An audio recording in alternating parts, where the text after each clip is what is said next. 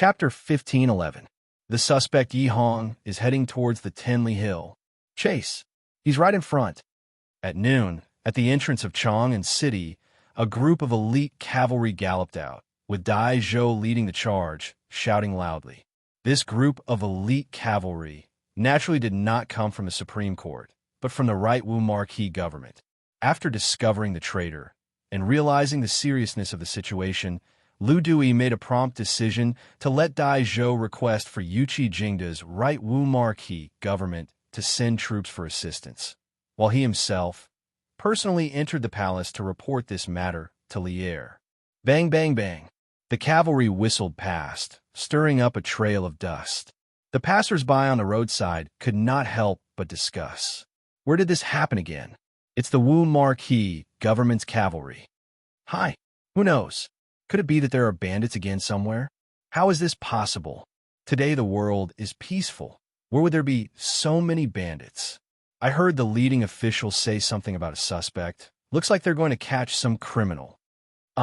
What kind of criminal can make the Wu Marquis government send out cavalry to catch him? Maybe it's someone who has committed a heinous crime. Sigh, let's not talk about it. Let's go home and eat.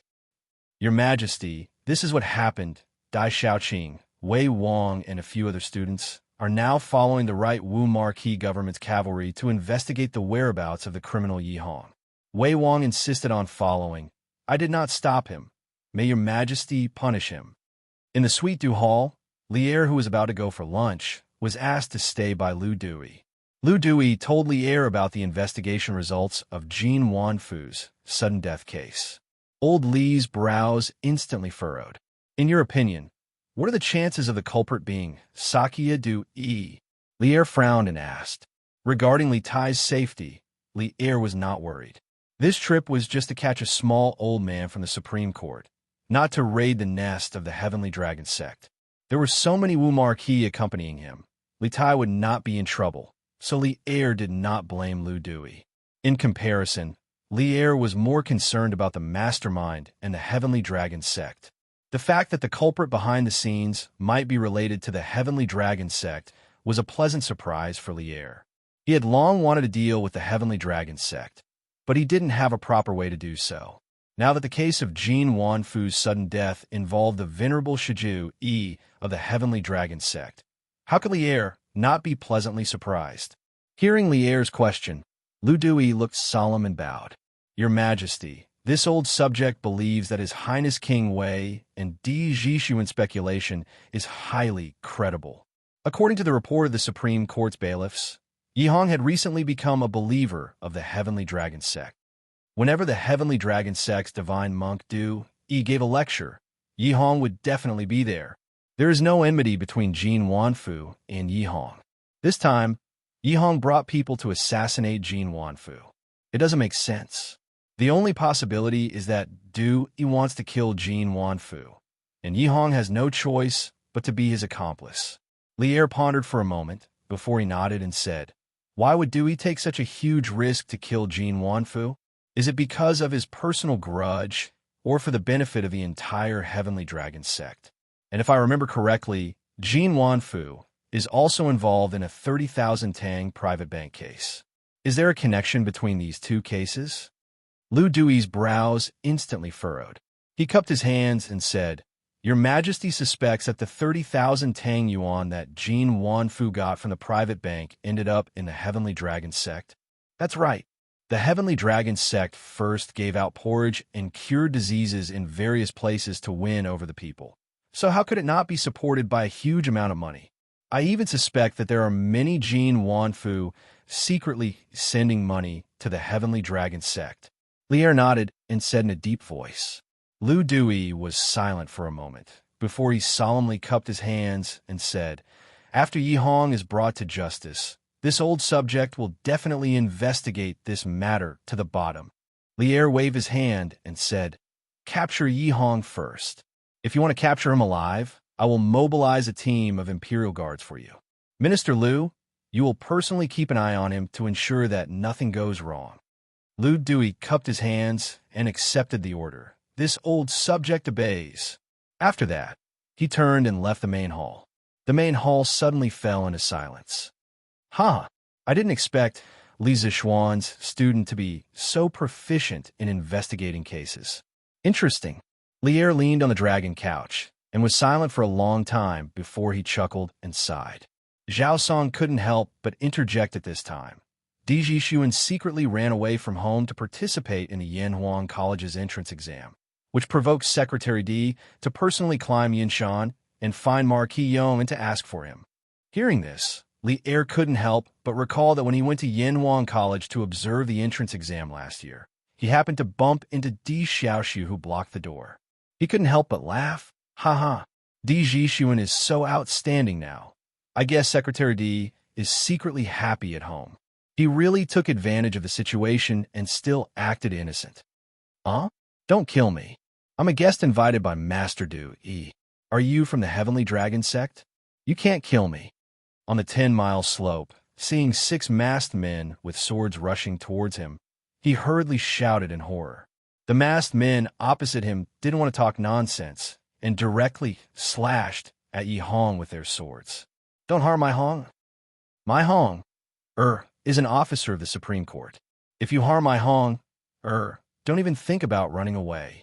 The old woman who came here with Yi Hong stood out at this time and opened her arms to stop the assassins and said in a trembling voice, "Humph, old thing, you're courting death." The masked men in black didn't know what it meant to respect the old and cherish the young. They only knew that if someone blocked them, they would kill them. Therefore, the masked men opposite the old woman mercilessly pierced the old woman's body with their swords. Pucci. The long swords were pulled out and blood gushed out. The old woman fell straight to the ground with her eyes wide open. She died with grievances. Mother. Yi Hong, who saw this scene, suddenly let out a heart-wrenching cry. He was a filial person. Otherwise, he wouldn't have taken his mother out of the city this time to escape from Chang. Seeing the old woman fall, Yi Hong rushed up to her and held her in his arms. He cried bitterly, "Mother, wake up! Wake up! Your son was wrong. Your son shouldn't have brought you here." At this moment, Yi Hong was suddenly remorseful. His heart was full of regret. He seemed to understand the situation in front of him. This was a killing trap set up by Du Yi to silence him. He regretted his greed, and regretted his ignorance. Humph! You should tell these words to the king of hell. The leader of the assassins raised the long swords in his hands and was about to chop Yi Hong's neck. Yi Hong closed his eyes and didn't dodge because he knew that he couldn't avoid it. He might as well follow his mother to the netherworld to reunite with her. Feeling a gust of wind near the back of his head, Yi Hong knew that he was going to die. He lamented, "Mother, your son is coming to accompany you." Stop. At this moment, a loud roar came from not far away. Then, everyone heard the rumbling sound of horse hooves. "Everyone, put down your weapons and surrender." When Dai Zhou saw Yi Hong kneeling on the ground, as well as the masked man in black holding a sword behind him, he was instantly enraged and roared loudly. At this point, Yi Hong was the most crucial and effective breakthrough point in the entire case. If this lead was broken, then the whole case would return to square one. Dai Zhou would never allow it. Humph! Kill Yi Hong and run. Seeing the mighty imperial court army, the leader of the assassins didn't show any fear. Instead, the speed of his swords swinging down became even faster. "How dare you, brat!" Seeing this, Dai Zhou's eyes widened. He wanted to order the soldiers behind him to shoot, but he was afraid that the arrows would be inaccurate on the bumpy ride and accidentally hurt Yi Hong.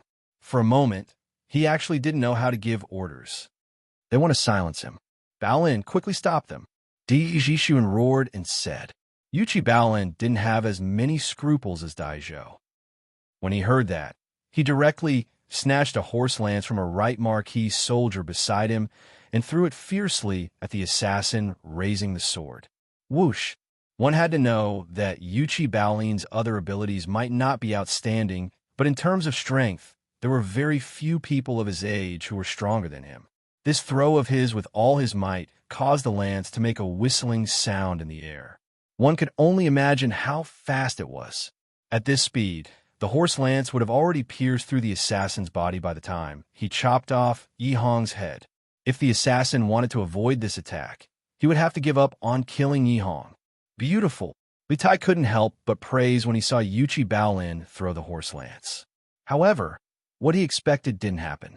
A hint of ruthlessness flashed across the assassin's eyes. He still didn't dodge. Instead, he held his sword with both hands and slashed at Yi Hong's neck as fast as he could. Thud! Thud! The sound of the long sword piercing flesh and the horse lance piercing the body rang out one after the other.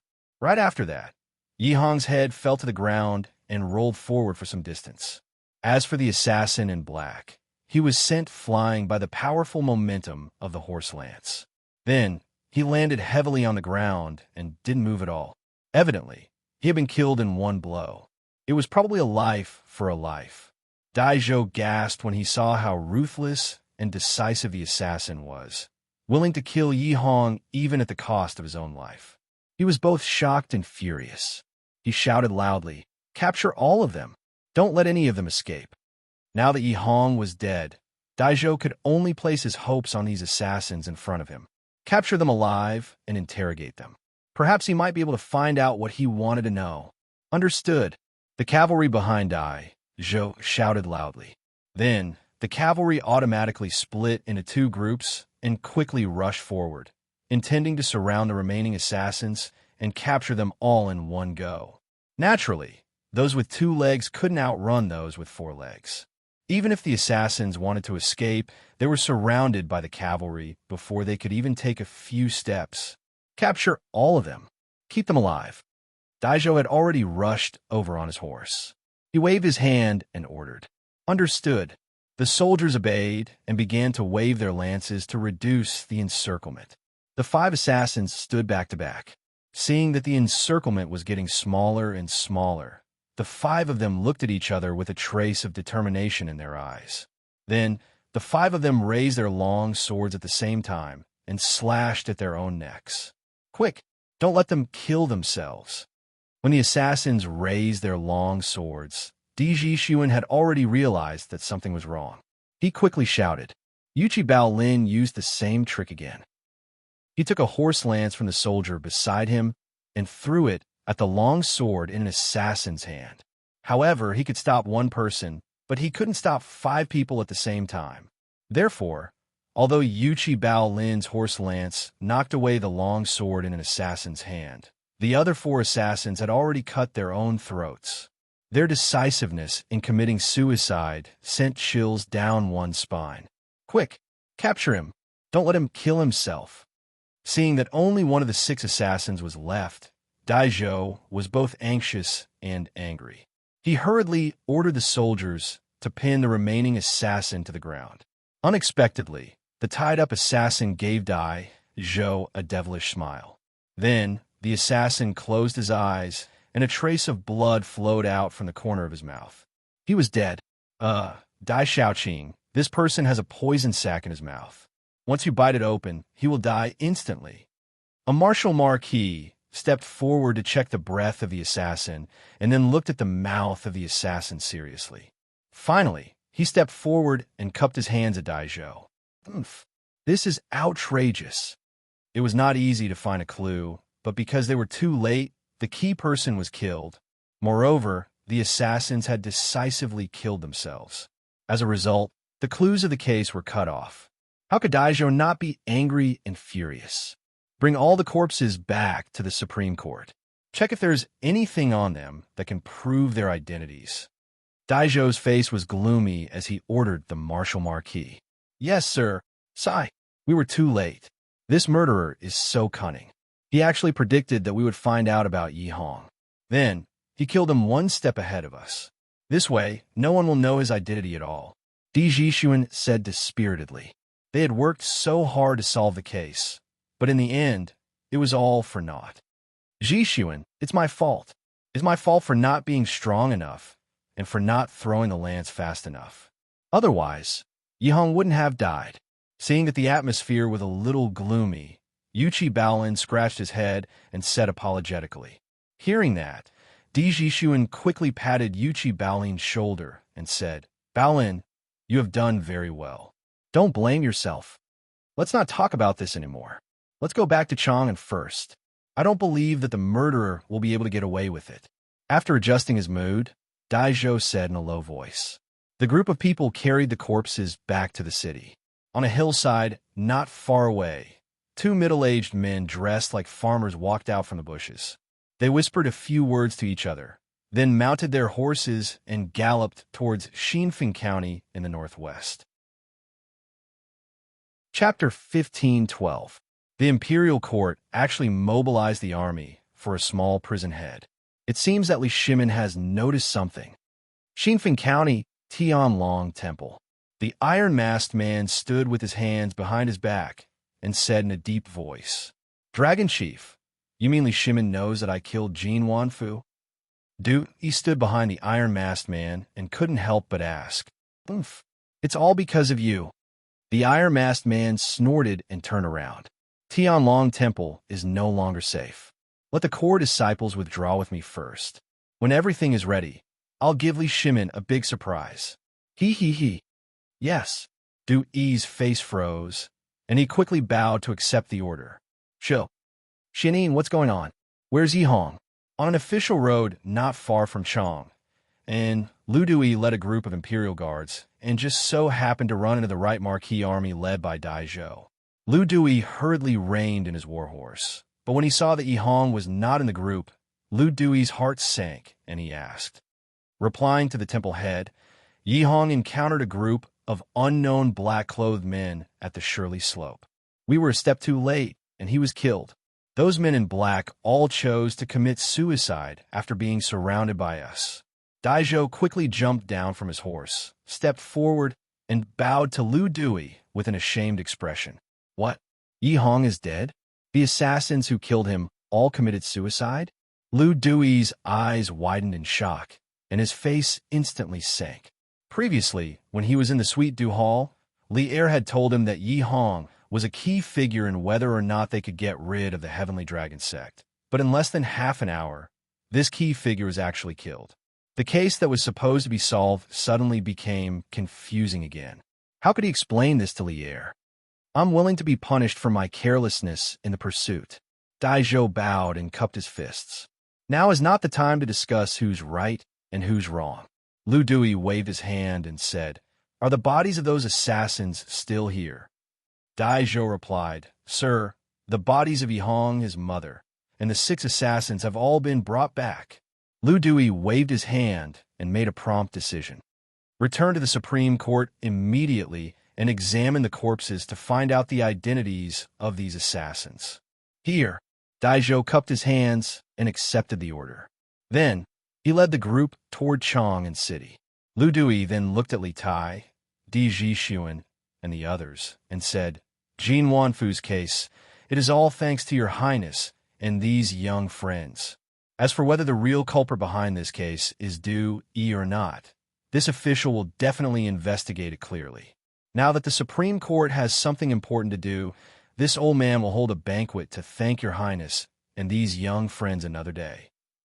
If it weren't for Di Jixuan's quick-wittedness in solving the case, the spy would still be lurking in the Supreme Court. In the future, there might be an even bigger case. If that really happened, Lu Dui would have no choice but to resign. He was almost 50 years old this year and was about to retire and return to his hometown. If he were to resign, then his reputation would be ruined. Therefore, old Lu was truly grateful to Di Jixuan, Li Tai, and the others. Li Tai smiled and said, Official Lu, you are too polite. Every one of us is responsible for getting rid of the traitors for the country. Di Jixuan also smiled and said, Qin Ke is right. Lord Lu, you are too polite. Your official business is more important. You don't have to worry about us. That's good. This old man will take his leave. Lu Dui took a deep look at Di Jixuan. Then, he cupped his hands and turned to leave. Alas, I didn't expect that after he finally found the accomplice, we couldn't find the real culprit. Now that Yihong is dead, even if we suspect Du Yi, we can't find any evidence. After saying goodbye to Lu Dui, Di Jixuan and the others returned to Chang and city unhappily. Walking on the main street, Di Jixuan sighed with regret. Thinking back to his journey this morning, he had painstakingly unraveled the cocoon layer by layer and finally found a real culprit. How wonderful was his reasoning!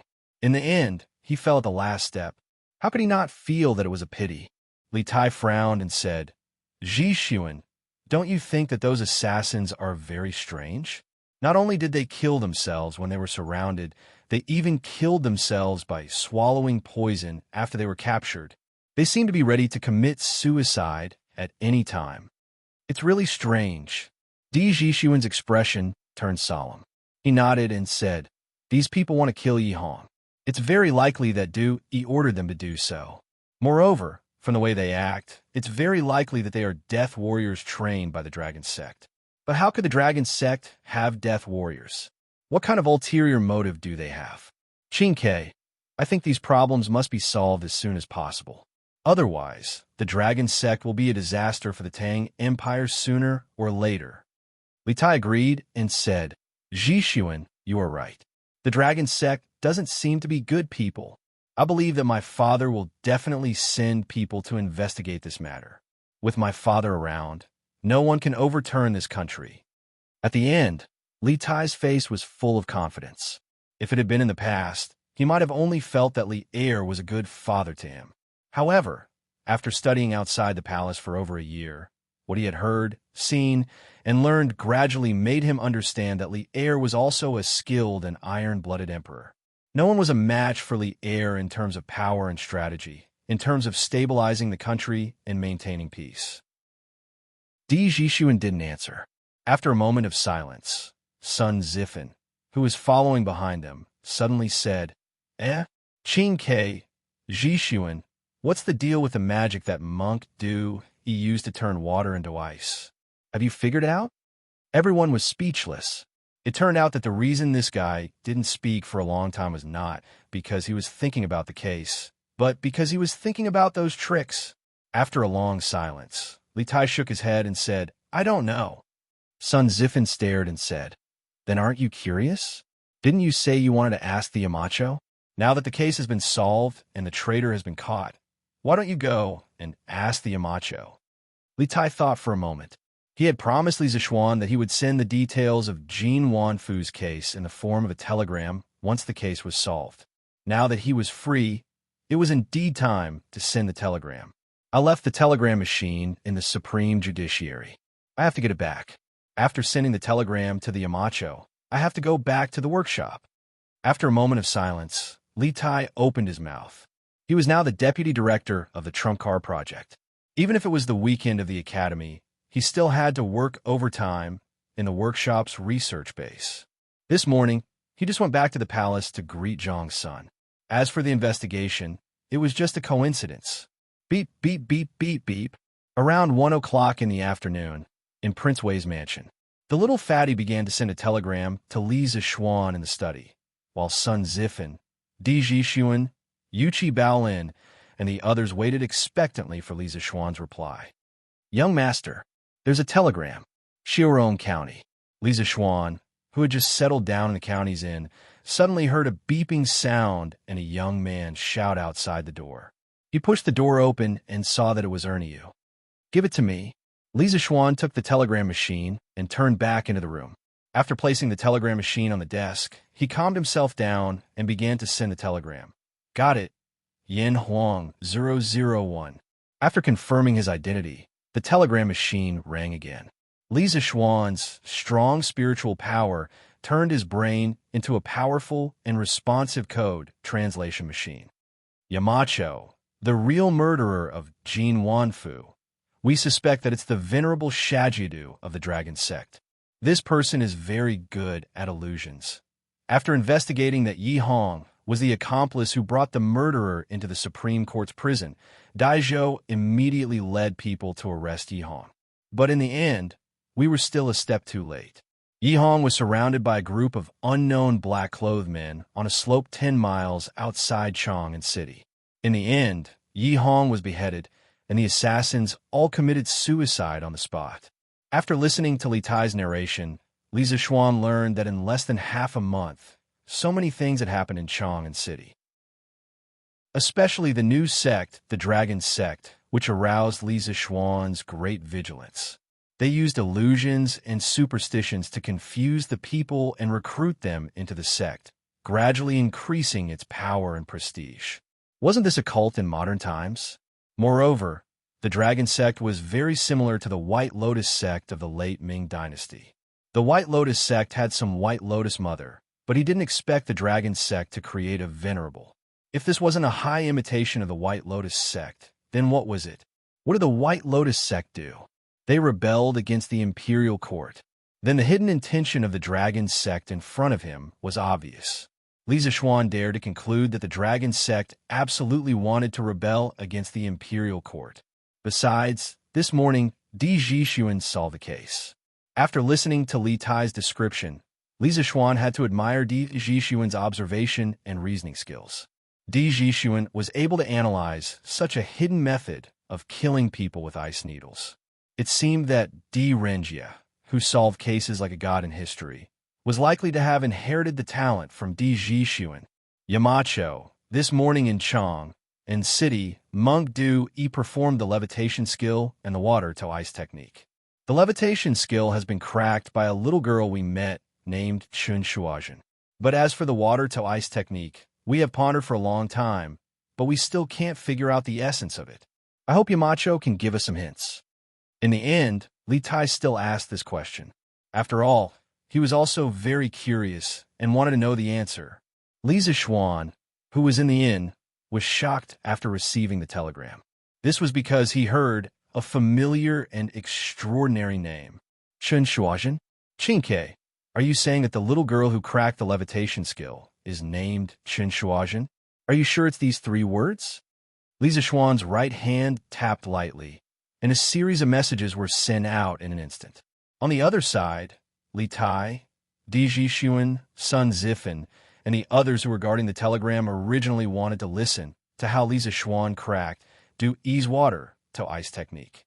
They didn't expect that after the code was translated, it would be such an inexplicable question. Yamacho, what does this mean? It's obviously talking about the water to ice technique. Why did it mention the little girl we met this morning? Sun Zifan couldn't help but complain after reading the translated code. Could it be that Yamacho used to know that little girl? Li Tai frowned and guessed. As he spoke, he had already begun to reply to Li Zishuan's telegram. Yamacho, her name is indeed Chun Shuazhen. As for whether it's these 3 words, Tai isn't sure. The girl just said her name, but didn't say which 3 words it was. Li Zishuan, who was at the other end of the telegram, was silent. After a while, he frowned and muttered to himself. It can't be so coincidental, right? The first female emperor in Chinese history has entered Chang'an City just like that?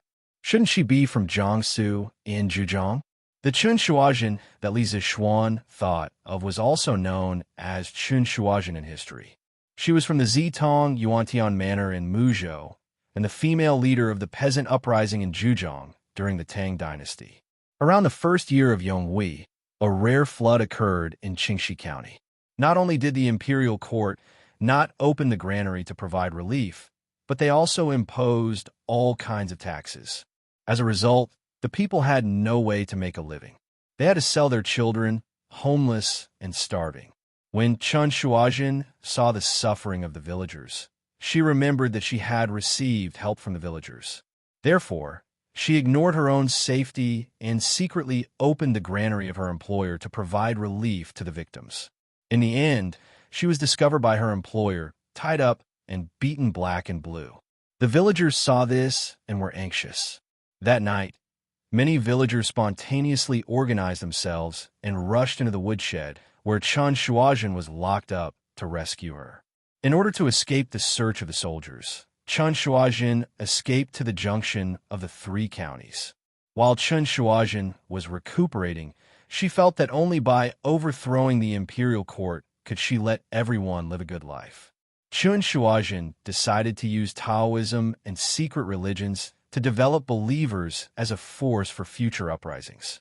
Later on, when the number of believers was about to increase, Chen Shuajian officially announced an uprising at the beginning of the 10th month of the 4th year of Yonghui to fight against the government. She imitated the official system of the Tang Dynasty and established a political regime. She appointed Zhang Xuan as her servant and was in charge of various affairs. She was called the Emperor of Wenjia. In the history of China, countless women participated in peasant uprisings. However, there were very few women who were leaders. Chen Shuajian was the only woman who was a leader and also called the Emperor. She was called the Emperor even earlier than Wu Zetian. Therefore, many historians called her the first female emperor in the history of China. Li Zishuan did not understand why such a demonic woman would appear in Chang, and so early. Could it be that, because of his appearance, the lives of the people in the Zhejiang region became better? Was that why Chen Shuajian was able to travel to Chang'an? Beep, beep, beep. Yamacho, what is the meaning of the art of turning water into ice? At this moment, the telegraph rang again. It was Li Tai on the other end of the telegraph. After waiting for a long time, Li Zishuan did not reply, so he sent another telegram to urge him again. Li Zishuan came back to his senses and replied, "The water in the Dujie bottle is probably distilled pure water. Because there are no impurities attached to it, it lacks the coagulants needed to freeze. Pure water will remain in a liquid state at a low temperature below the freezing point of water. However, once it comes into contact with the outside world, it will quickly freeze into ice particles. Chinke, you can do an experiment to verify this point." Chapter 15:13. In his previous life, Li Zishuan had encountered such a phenomenon. Sometimes in summer, the water in the freezer would not freeze for a long time, but when it was placed on the table or shaken by hand, it would freeze in 1 or 2 seconds. It was very magical. Later, Li Zishuan searched on the internet and found out that this kind of water was called supercooled water. It was because the water was too pure and lacked the required coagulants or other reasons that the water would not freeze when it was below 0 degrees Celsius. The state of supercooled water was very unstable. It would freeze instantly if it was disturbed slightly. This unstable state was called metastable state. If a small amount of solid matter was added, or the water was shaken gently, or the surrounding temperature was raised, the water would immediately crystallize and solidify. The purer the water, the more obvious the supercooled phenomenon. If it was high-purity water, it would only freeze when it was minus 40 degrees Celsius. In the same year as Li Zishuan, there was a cartoon called The Higher Brothers. In it, there was a segment about supercooled water. The two brothers came across a pond that did not freeze when it was below 0 degrees Celsius. The elder brother threw a stone into the water, and the whole pond quickly froze. Of course, this was only a theoretical situation. It was impossible in reality because the water quality of the pond was not that good. There would definitely be all kinds of impurities and plankton in the pond, which could be used as coagulants. Thus, the supercooled phenomenon would not appear. Therefore, when Li Tai asked this question today, Li Zishuan could answer it so quickly. On the other side of the telegraph, after the code sent by Li Zishuan was translated into Chinese, Li Tai, Sun Zifan, Di Zhishuan, and the others all widened their eyes in astonishment. Today, not only did they know the secret of making ice in summer, but they also knew how to turn water into ice. If this had happened in the past, it would have been the means of immortals in the eyes of the world. I knew that he was bluffing again. Now it seems that he was right. Li Tai shouted as he slapped his thigh. Di Zhishuan frowned and said, "Now, we can be absolutely sure that Du Yi is not the reincarnation of some deity or Buddha. His so-called immortal arts are just some kind of clever magic tricks that can be explained with engineering knowledge. Although we didn't catch Yi Hong alive this time, and we don't have sufficient evidence to prove that Du Yi is the real murderer of Jin Wanfu, we can expose the immortal arts that Du Yi showed to the world before, so that he can no longer deceive the world with the identity of the reincarnation of gods and Buddhas." One had to know that the Heavenly Dragon faction's members were spread all over the world. Some were businessmen, some were servants, and some were officials in the imperial court. The more members there were, the greater their ability to wreak havoc. This time, Du Yi took advantage of Yi Hongda's identity as the chief jailer of the Supreme Judiciary to sneak into the prison and kill people. Who knew whether or not he would enter the palace and assassinate under the lead of some palace attendants in the future. Therefore, the power of the Heavenly Dragon faction must be weakened. Otherwise, if we let it continue to develop, the influence of the Heavenly Dragon faction will spread all over the world, even to the various departments of the imperial court. That would be too terrifying. Hearing this, Li Tai's expression turned serious. After a moment of silence, he said, "Ji Xuan, you are right. Whether or not Du Yi is the real murderer of Jin Wanfu, we can't let the Heavenly Dragon faction continue to grow. I will report this matter to Father later and let him make a decision." Beep, beep, beep. Li Tai's voice fell, and the telegraph suddenly rang again. Sun Zifan quickly said, "Chinke, Yamacho is calling again. Quickly record the code." Without Sun Zifan saying anything, Li Tai had already picked up a pen and began to record the code that Li Zishuan sent over. The Heavenly Dragon faction sent out Sakyamuni Du Yi to use clumsy tricks to mislead the world. They are definitely not good people. Chinke, you must report this to His Majesty and let him be more vigilant. Jin Wanfu's case is likely just a wedge. The Heavenly Dragon faction must have a bigger conspiracy in the dark. 1,000 Li Dike can be destroyed by an ant's nest. The followers of the Heavenly Dragon faction are like thousands of ants, infiltrating every corner of the empire. No one knows when, where, and how they will attack. The dangers hidden in the dark are the scariest. The most important thing for the imperial court now is to guard against Heavenly Dragon faction spies like Yi Hong. If any ministers or palace attendants join the Heavenly Dragon faction and work for them, His Majesty's safety will be threatened. Chinke, you must remind His Majesty to be fully prepared. On the other end of the telegraph, Li Zishuan sent a telegram worriedly. At this point, whether Jin Wanfu was killed by Sakyamuni Du Yi or where the 30,000 Tang Yuan Jin Wanfu swallowed went, these questions were no longer important. Through the murderer's method of killing, Li Zishuan saw an even greater danger hidden in the dark of the empire. The Heavenly Dragon faction made Sakyamuni Du Yi into a mortal Buddha to attract followers from all walks of life. If they wanted to launch a coup, there might be countless followers and soldiers in Chang, and to open the city gates for them. This was what Li Zishuan was most worried about. But at the same time, he had some doubts in his heart, because according to the original history, there was no such thing as the Dragon God sect in the Tang Dynasty.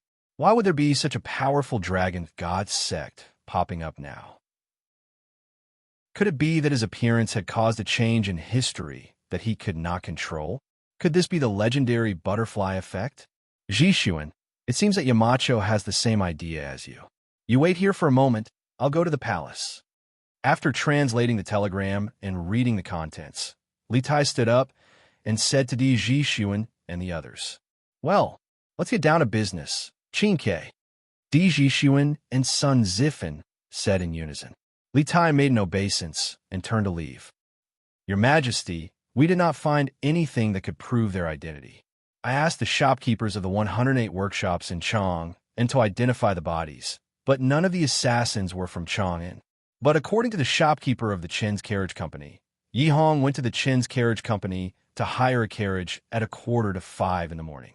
At that time, Yi Hong looked very excited and kept murmuring, 'I'm going to become an immortal and live forever.' So, I suspect that Yi Hong must have been lured by someone to go to the Shirley Slope." In the Sweet Dew Hall, Li Er sat on the main seat with a gloomy face. Lu Dui stood below the hall and carefully reported the case to Li Er. Li Er said coldly, "A small prison guard actually made the other party send men of sacrifice to kill him.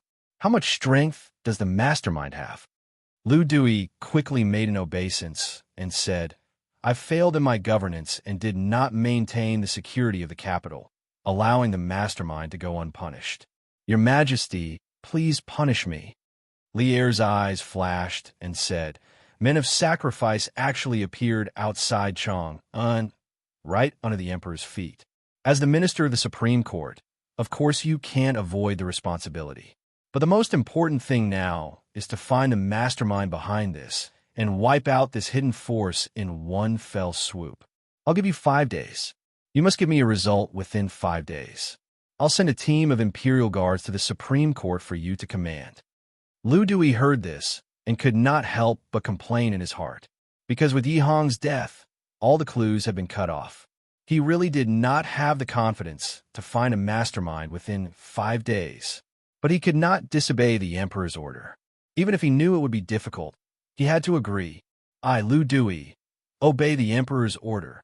Lu Dui bowed and said, Well. Lier nodded. At this moment, a chamberlain ran in and bowed. Your Majesty, King Wei requests an audience. Qin Ke. Why did he return to the palace? Quickly. Lier frowned and was puzzled because Li Tai had just entered the palace to greet Empress Zhang's son in the morning.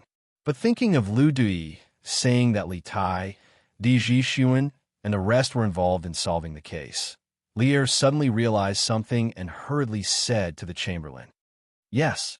The chamberlain received the order and left. After a while, Li Tai walked into the main hall.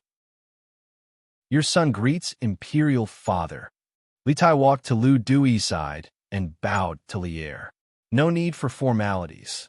Lier waved his hand and asked directly, Qin Ke, for you to enter the palace again, do you have something important to report? Li Tai nodded and said, replying to Imperial Father, this son does indeed have an important matter. It's about the venerable of the dragon sect, Du Yi. Lier's eyes lit up and hurriedly said, Oh, quickly say it. Li Tai cleared his throat and said in a deep voice, This time, the Supreme Court came out of the city to capture Yi Hong. Although they were late and caused Yi Hong to be killed by the assassin, and all the clues were cut off, we have already obtained evidence that Du Yi deceived the people. He is not the reincarnation of some Buddha. The celestial arts he displayed before were all tricks to confuse the people into joining his dragon sect. Hearing this, Lier's eyes narrowed and said with a serious expression, Qin Ke, what you said, do you have any basis? The reason why Lier did not touch Du Yi now was not only because there was no conclusive evidence, but also because Du Yi was a living Buddha in the eyes of the people. If he was rashly arrested, it might cause a revolt.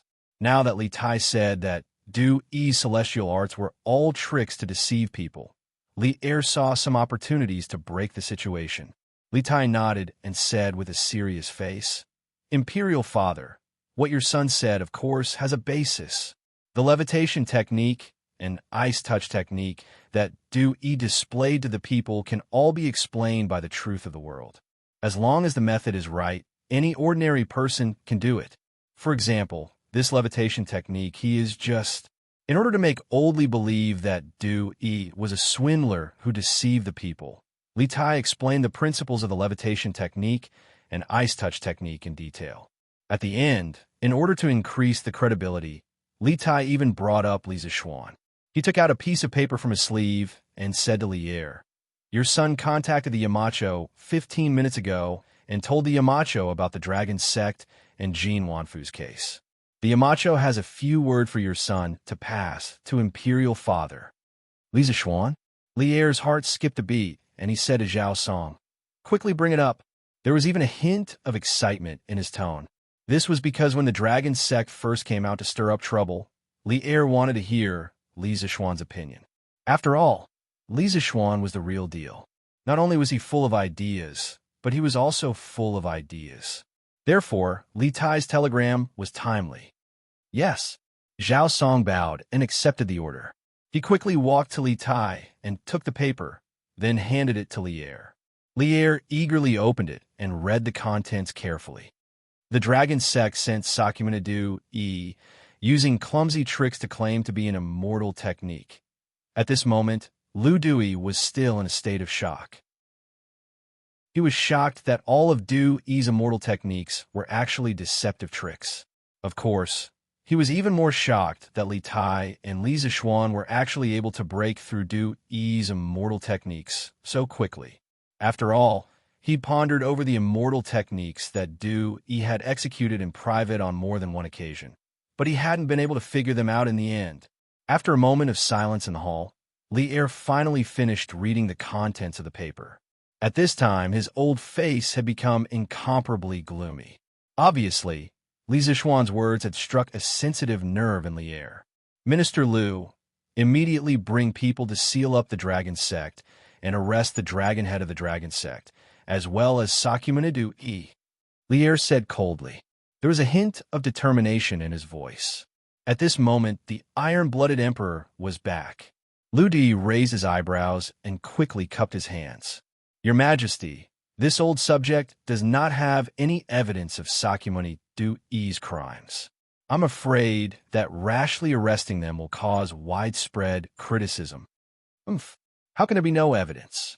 Regardless of whether Jin Wanfu was killed by Du Yi or not, just based on his clumsy tricks, falsely claiming to be God and Buddha, and misleading the people to join the dragon sect, he should be arrested. Li'er snorted coldly. Now that the mysterious veil on Du Yi's body had been removed, how could Li'er, who originally wanted to deal with the dragon sect, endure it? It was already good enough that he did not directly send an army to encircle and annihilate the dragon sect. How could he let Du Yi of the dragon sect continue to get away, scot-free, and bewitch the people? Liu Dui suddenly understood and quickly cupped his hands. This old subject obeys the decree. After saying that, he cupped his hands and left the hall. All right, Qin Ke, you can also leave. You have done well in this matter. As for the matter mentioned by Li Zixuan, you don't have to worry. This emperor will make arrangements. Rubbing the space between his eyebrows, Li'er looked at Li Tai and said warmly. Li Tai solemnly cupped his hands and said, Then this subject will take his leave. Imperial father and imperial mother must strengthen the guards in the palace and take care of yourselves. Li'er's heart warmed. He nodded and replied, And you can go. Hearing this, Li Tai cupped his hands and left. Chapter 15:14. Your Majesty, General Li has infiltrated the Heavenly Dragon sect and is thinking of a way to bring back a bowl of Jade Lake holy water for Divine Dr. Sun. In the Sweet Dew Hall, after hearing Li'er's order, Zhao Song said with some difficulty. Not too long ago, Li'er had given Li Junxian a secret mission. He was to find a way to obtain the Jade Lake holy water that the people of the Heavenly Dragon sect were going crazy over and deliver it to the Great Tang Alliance Clinic for Sun Simiao to study. However, only the official disciples of the Heavenly Dragon sect had the qualifications to obtain the Yaoqi holy water. Moreover, this kind of elixir that could cure all kinds of illnesses had to be drunk on the spot in order to maintain the best medicinal effect. Therefore, no matter how much money one had, one would not be able to buy a bottle of Yaoqi holy water. This was also one of the main reasons why those rich merchants and nobles fought to join the Heavenly Dragon sect.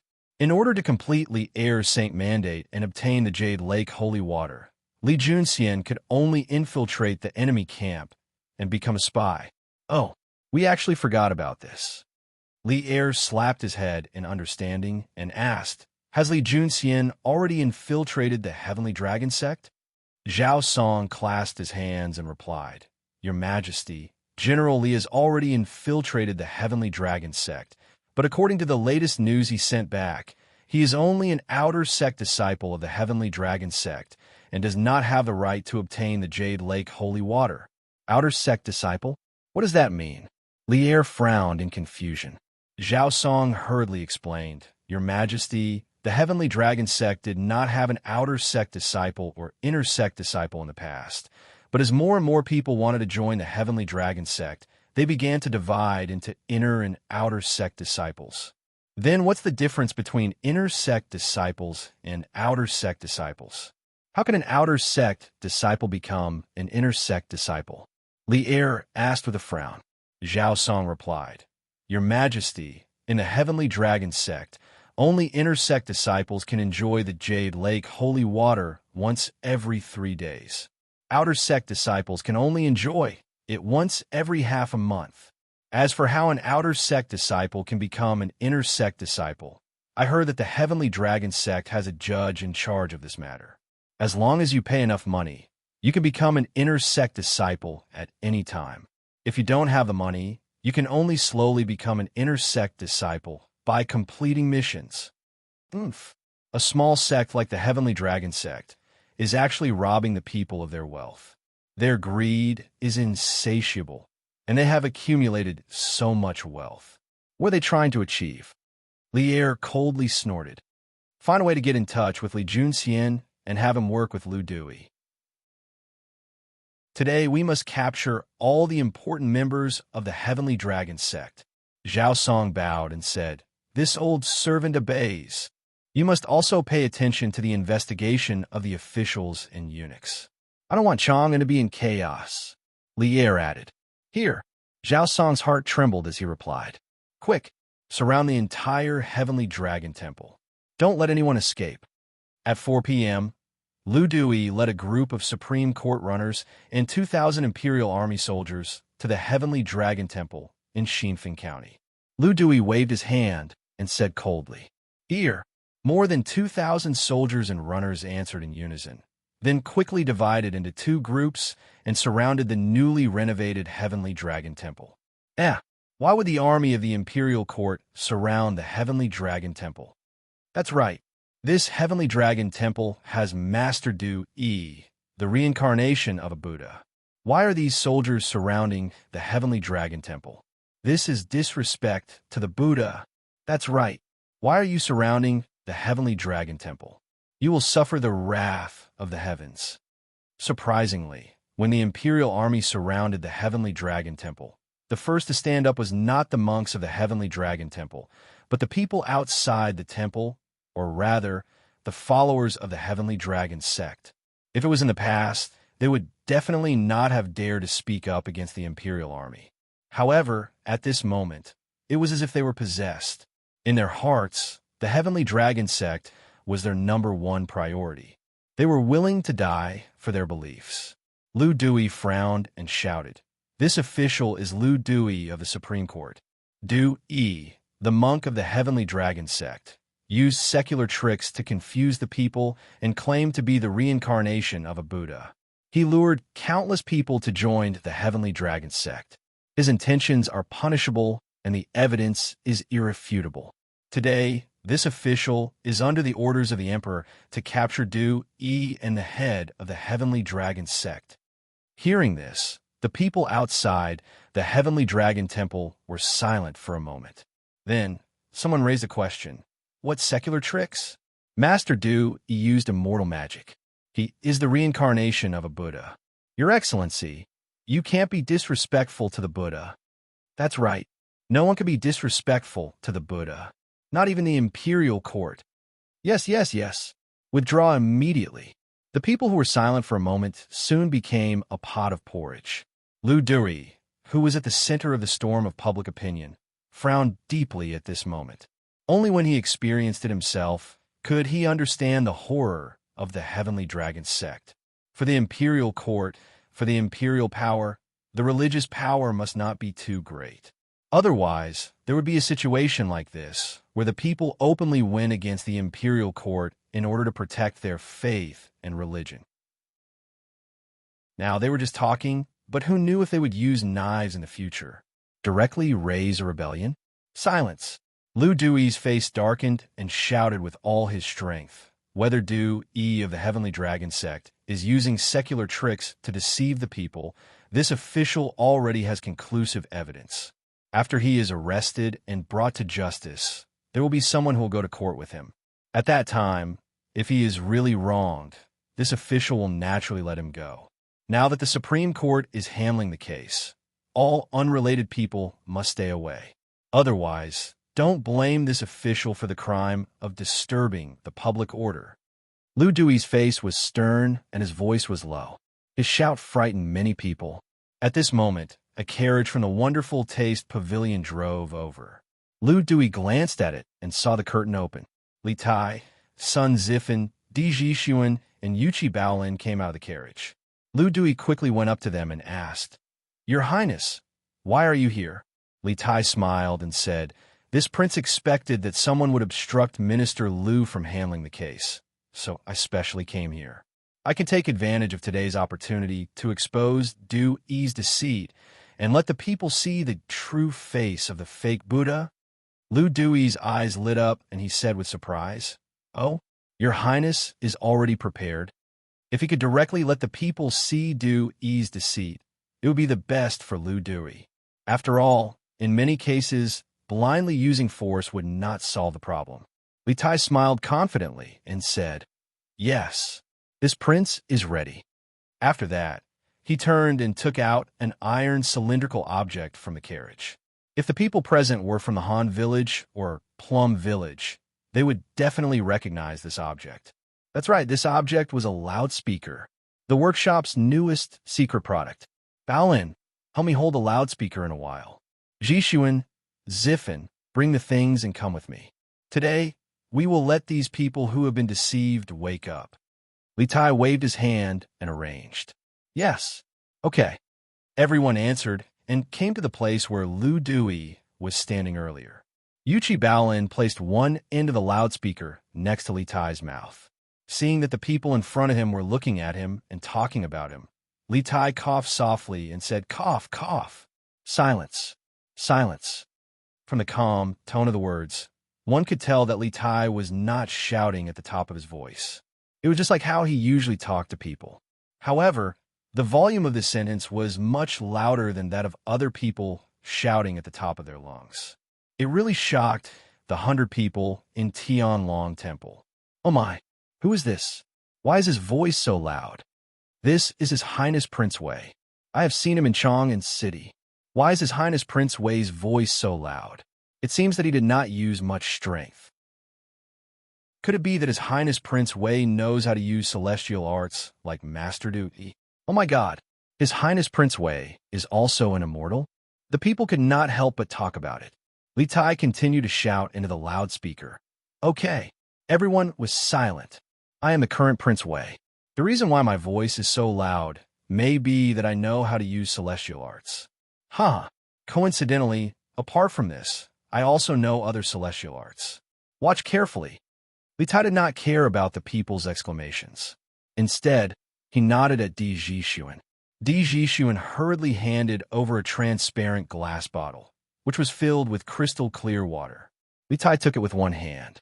Then, he took a square glass cup from Sun Ziffin. Then, he looked at the people and said, "I think many people have seen this celestial art. Today, I will let you see it again." After that, Li Tai asked Di Jishuan to help him open the bottle cap. Then, under the eyes of the people, he slowly tilted the glass bottle.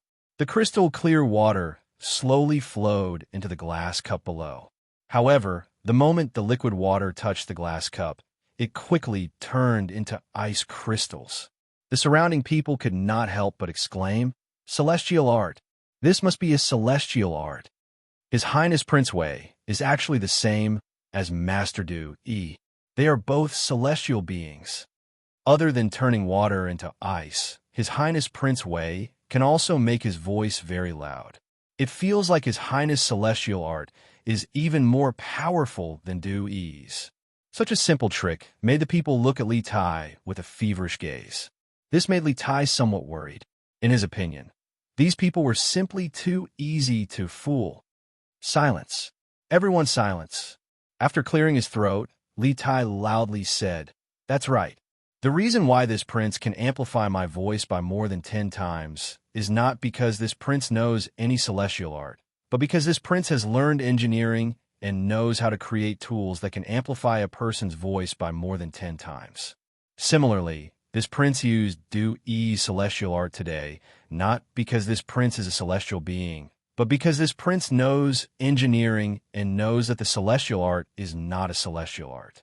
It is just a trick that Du Yi specially prepared to trick the people into joining the dragon cult. This prince is only a mortal, not a celestial being. Similarly, Du Yi is only a quack, not a celestial being.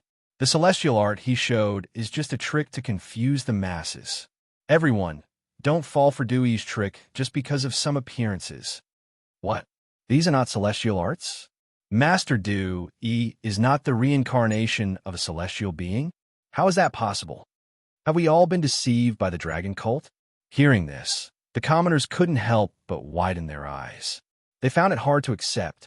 After all, Li Tai's words had completely destroyed the beliefs in their hearts. The collapse of their beliefs wasn't something that could be recovered in a short period of time. Lu Xiqing, quickly go in and search. While the people were in a daze, Li Tai gave Lu Dui a look and said in a low voice. This was the first time Lu Dui had seen this kind of technique with his own eyes. He was still in a daze. At this moment, when he heard Li Zixuan's reminder, he quickly recovered and said, "Your Highness's reminder is right. This official will send someone in to search." After that, he waved his hand to the left and right and decisively ordered, "Go in and search. Capture Du Yi and the dragon head of the dragon cult." Yes, two groups of soldiers immediately filed in from the main entrance of the Tianlong temple. Now, no one jumped out to oppose. At this moment, the people were still in a daze. "Get out. Stand properly. Be honest. Stand here. Line up." After about a quarter of an hour, the two groups of soldiers who had entered the Tianlong temple earlier came out with some men and women whose hands and feet were tied. Report. Lu Xiqing. The venerable Sakya Du Yi and the mysterious dragon head of the dragon cult are not in the Tianlong temple. We have searched every place in the temple and did not see any trace of them.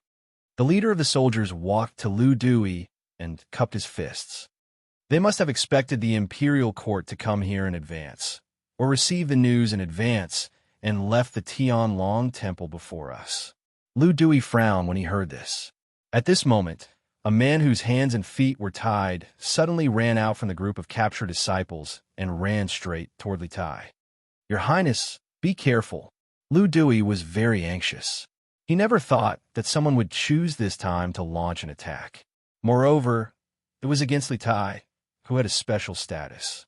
He wanted to jump over and block the attack for Li Tai, but due to his age, his hands and feet were not agile enough, so he gave up. Li Tai was also surprised. Although he was younger than Lu Dui, his physique and physical fitness were still there. This meant that his reaction time was not as fast. Seeing that the person was about to crash into him, Li Tai's heart was in a panic. However, when he saw the face of the person in front of him, his heart instantly calmed down. Qingke. Yuchi Baolin was very fast. When the person was about to crash into Li Tai, he reached out and pulled Li Tai to the side. Li Tai immediately dodged. However, that person still managed to break out of the encirclement. However, without anyone noticing, he secretly stuffed a piece of paper into Li Tai's hand. Impudent. Someone dares to offend His Highness? Men, arrest him. Lu Dui hastily ordered. Li Tai caught a glimpse of Lu Dui's faintly discernible smile and understood that Lu Dui also knew the man's true identity. He looked at the people and used a loudspeaker to shout, "Today, you have all seen that Du Yi's immortal arts are just tricks to deceive people. Now, Du Yi and the dragon head of the Heavenly Dragon sect have fled in fear of punishment. What does this prove? It proves that they have a guilty conscience. If they were the reincarnations of gods and Buddhas, how could they have a guilty conscience? So this king hopes that when you return, you will tell each other what happened today. Don't let others be deceived by the dragon sect again." Chapter 15:15. Boom! In front of Sky Dragon Temple, Li Tai's words caused an uproar among the people. Did Master Du Yi really abscond for fear of punishment? Impossible. Master Du Yi is the reincarnation of a deity. Why would he be afraid of the imperial court's army? Why would he flee? Master Du Yi must have left Sky Dragon Temple because of something. Reincarnation of a deity? Du Yi's ice freezing technique and His Highness Duke of Wei have already shown it to prove that he's not the reincarnation of a deity. He wants to trick us into joining the Heavenly Dragon sect and then cheat us of our money. For the sake of becoming an inner disciple of the Heavenly Dragon sect, our village's Wang Shihu squandered away all the wealth his father left him. Sky Dragon sect isn't a good thing. That's right. Sky Dragon sect isn't a good thing. Our neighbor, Shi Dazhuang, sold his family's land in order to join Sky Dragon sect. Du Yi is a quack. Sky Dragon sect is a liar. Bullsh*t. Why would Master Du Yi lie? My father's leg injury was cured by Sky Dragon sex, jade, lake, holy water. That's right.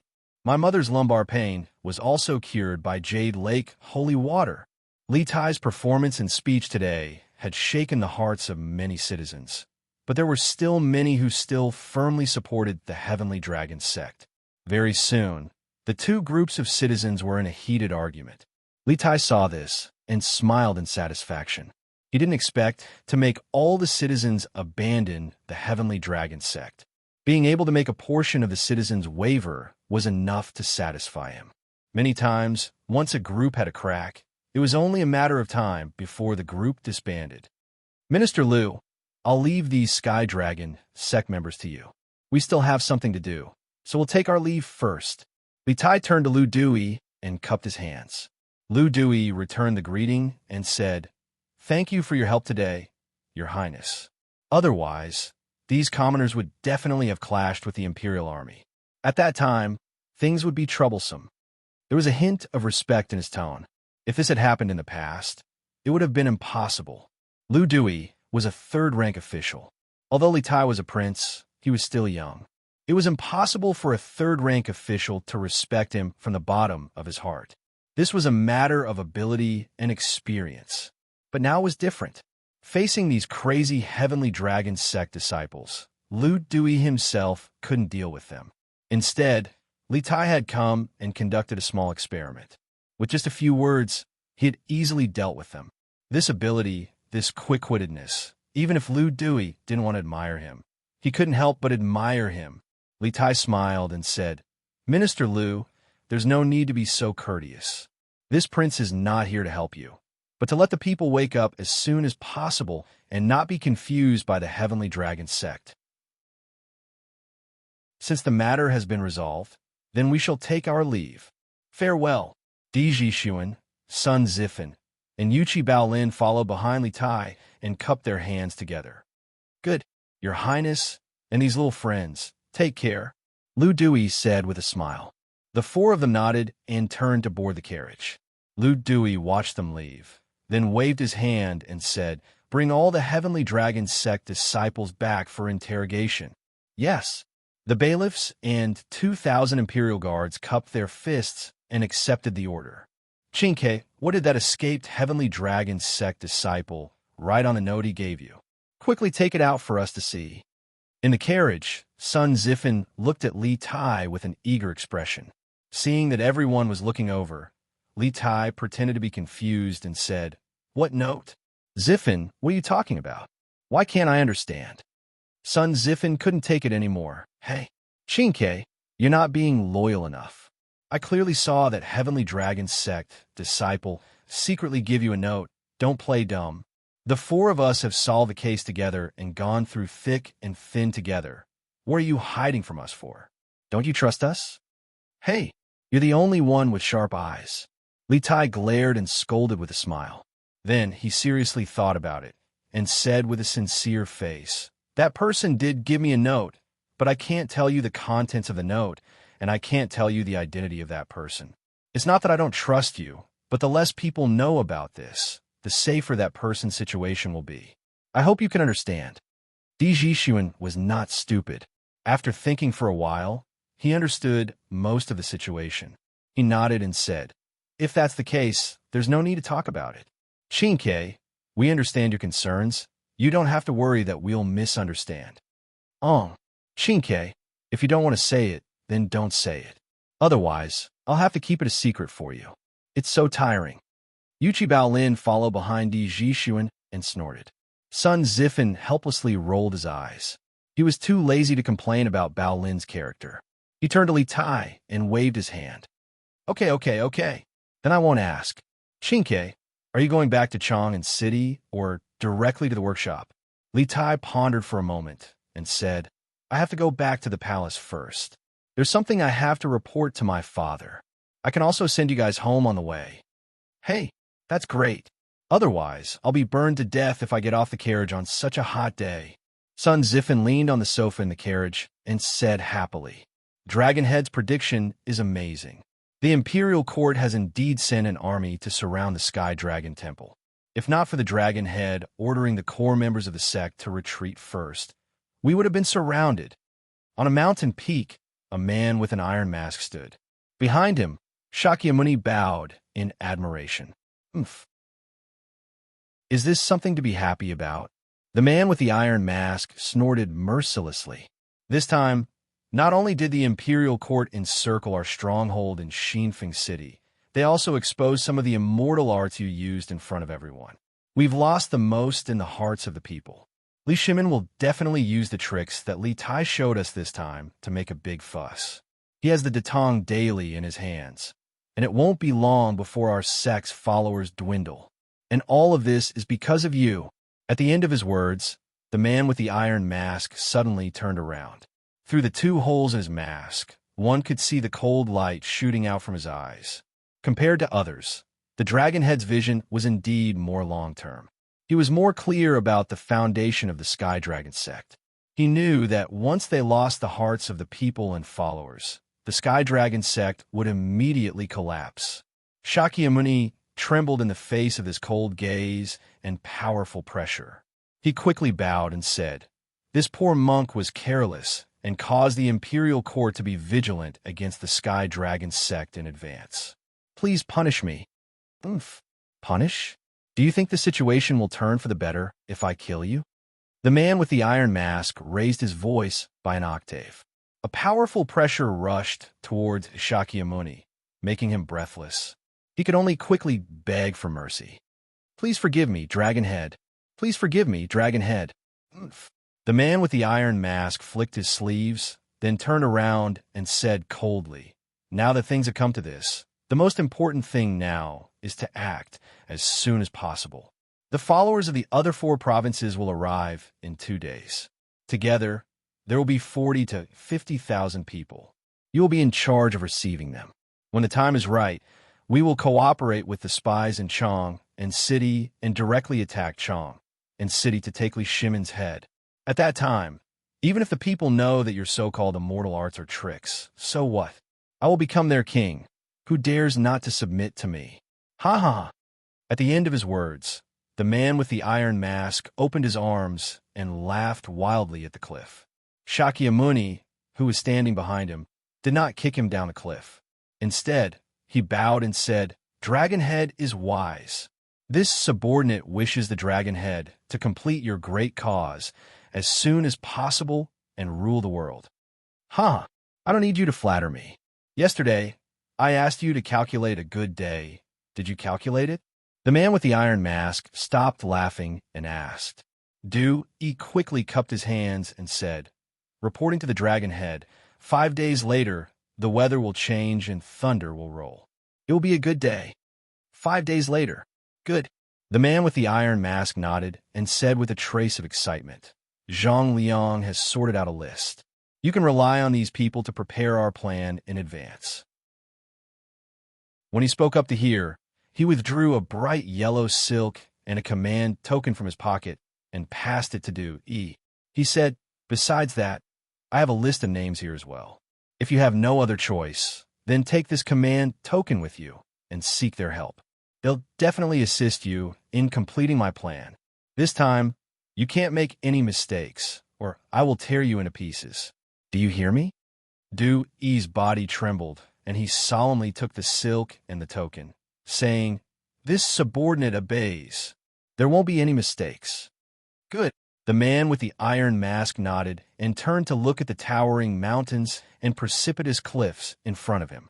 He could not help but sigh. Snake Spirit Mountain. One man can hold the pass against 10,000. This is really a good place. It's a pity that Een Batian and Snake King were courting death by provoking Li Zishuan. Such a good sect is wasted. Now, this place has become the temporary residence of our Heavenly Dragon sect. Snake Spirit Mountain.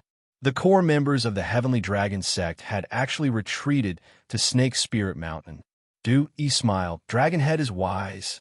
Last year, the Imperial Court sent an army to encircle Snake Spirit Mountain, and Li Zishuan used gunpowder to raise the peak of Snake Spirit Mountain to the ground. Now, no one will expect us to stay here. No matter how good the Imperial Court is, they won't be able to find us here. Kiki. The most dangerous place is the safest place. I will start from this snake spirit mountain and conquer this world. The man with the iron mask laughed proudly. Report. At this moment, a heavenly dragon sect member behind the two ran over and bowed. Reporting to Dragonhead, there is an outer disciple of our sect in Waynon County who is inquiring about the whereabouts of Dragonhead and Venerable One.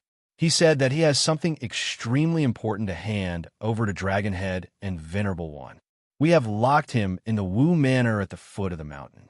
Dragonhead, please make the decision. Something extremely important? He frowned slightly, his face full of displeasure. Why don't you just snatch it from him? Can't you see what the situation is now? If we are not careful, we will attract the Imperial Court's army. The disciple looked troubled. Venerable One, that person said that he didn't bring that thing with him.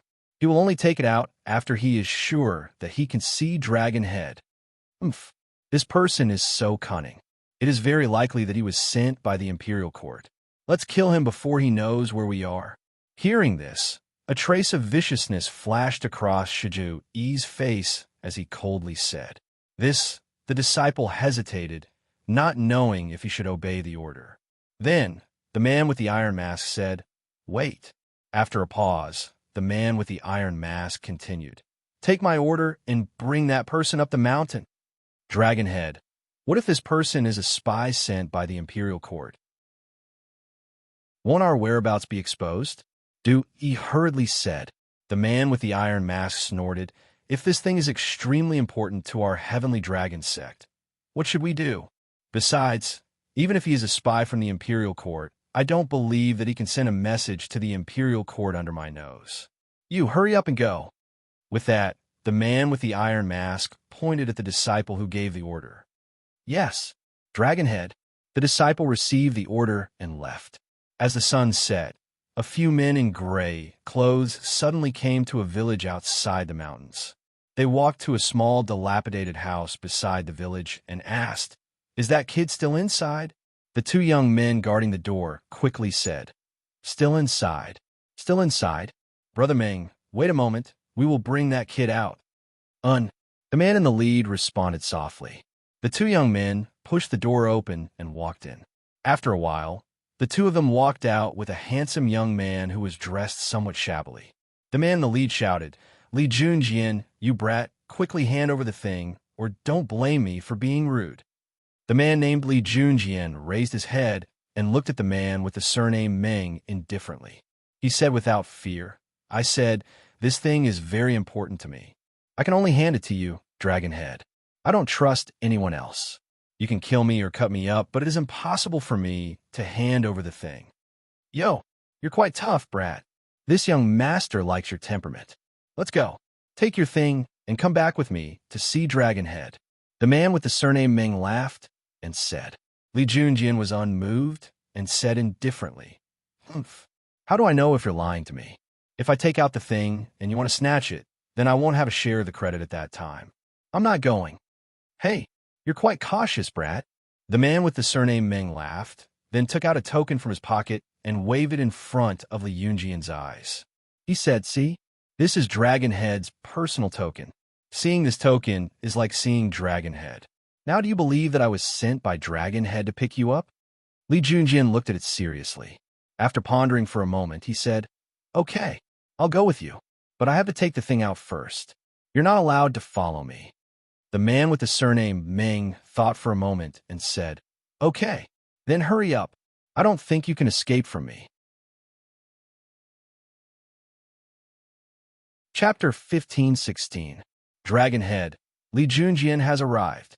The Heavenly Dragon sect member, surnamed Meng, led Li Junjian to the iron-masked man's thatched hut and bowed. Last year, Li Zishuan had used gunpowder to flatten the summit of Snake Spirit Mountain, so the huts that the 7 cultivators of Virtue sect had built on it were naturally gone. The Heavenly Dragon sect had only moved in at noon today, so there was no time to repair the huts, so they could only erect a few thatched huts. You're dismissed." The iron-masked man nodded and said indifferently, "Yes, Dragonhead." The member surnamed Meng clasped his hands and left. I hear that you have something very important that you wish to hand over to this god. Take it out. Once the member left, only the Iron Masked Man, and Li Junjian were left in the hut. The Iron Masked Man turned to Li Junjian and sternly said, "Correct, but how do I know that you're the dragon head of my sect?" Li Junjian fearlessly raised his head to the Iron Masked Man. In truth, his mind was already in turmoil. He had never imagined that the Heavenly Dragon sect would choose to settle down on Snake Spirit Mountain. Yes, he knew that this place was called Snake Spirit Mountain because he had another identity, commander of the 100 Cavalry Department, Li Junxian. The name Li Junjian was just something he had made up on the spot to infiltrate the Heavenly Dragon sect. Although Li Junxian had not personally participated in last year's Snake Spirit Mountain battle, he had sent people to help Li Zixuan find the location of the 7 cultivators of Virtue sect. It had been nearly a year since the 7 cultivators of Virtue sect's destruction, and Snake Spirit Mountain had long ago vanished from the memory of the people. For the Heavenly Dragon sect to choose Snake Spirit Mountain as their base, Li Junxian had to admit that this was an excellent choice, as the people of the Imperial Court would never have thought of this place. Impudent!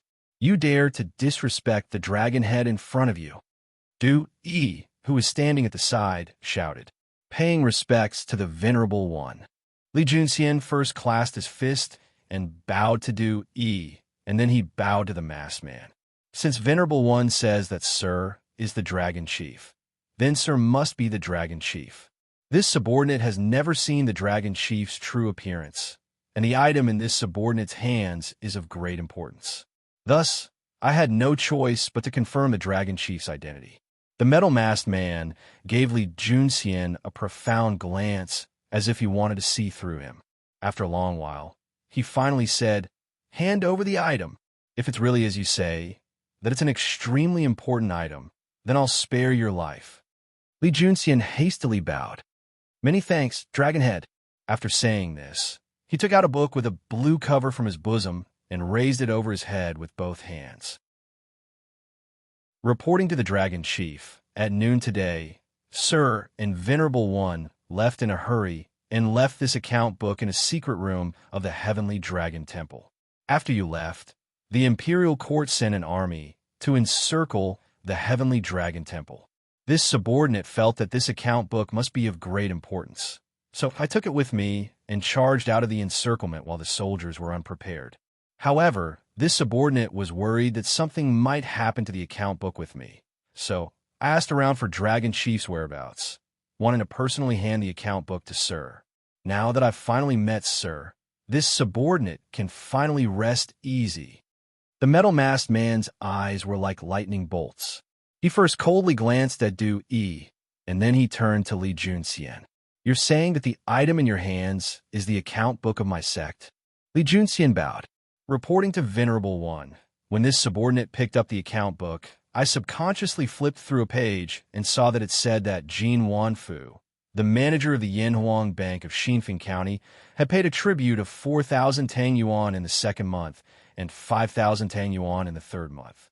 Thus, this subordinate guessed that this was probably the account book of my sect. But this subordinate did not intentionally flip through it. Dragon Chief, please forgive this subordinate. Hand it over. The metal-masked man could no longer suppress his anger. Yes. Li Junxian carefully took the account book and walked up to the metal-masked man. As he got close, Li Junxian sensed powerful ripples of energy. He couldn't help but be confused. Logically speaking, shouldn't the Dragon Chief of the Heavenly Dragon sect be a powerful martial artist? How else could he convince the masses? Or could it be that this person's cultivation had already reached the martial grandmaster level, so he couldn't sense any ripples of energy? While Li Junxian was confused, the metal-masked man took the account book from his hands and began to seriously read through it. Someone, bring Zhang Liang over. After a short while, the iron-masked man confirmed that the book in his hand was indeed the original version of the Dragon Sect's account book. He couldn't help but throw the book at Du Yi beside him. Yes, Dragon Chief. The Heavenly Dragon's sect guard outside the thatched hut was confused, but he still bowed and received the order. A few moments later, a middle-aged scholar walked in and clasped his hands. "Dragon Chief, you were looking for me?" Although Li Junxian appeared unperturbed, his mind was in turmoil. He had met this Zhang Liang a few days ago, and this man had another identity. He was the judge of the Heavenly Dragon sect, responsible for managing the affairs of the sect's disciples. Li Junxian had never imagined that the judge of the Heavenly Dragon sect would be called Zhang Liang, and he found this name extremely familiar.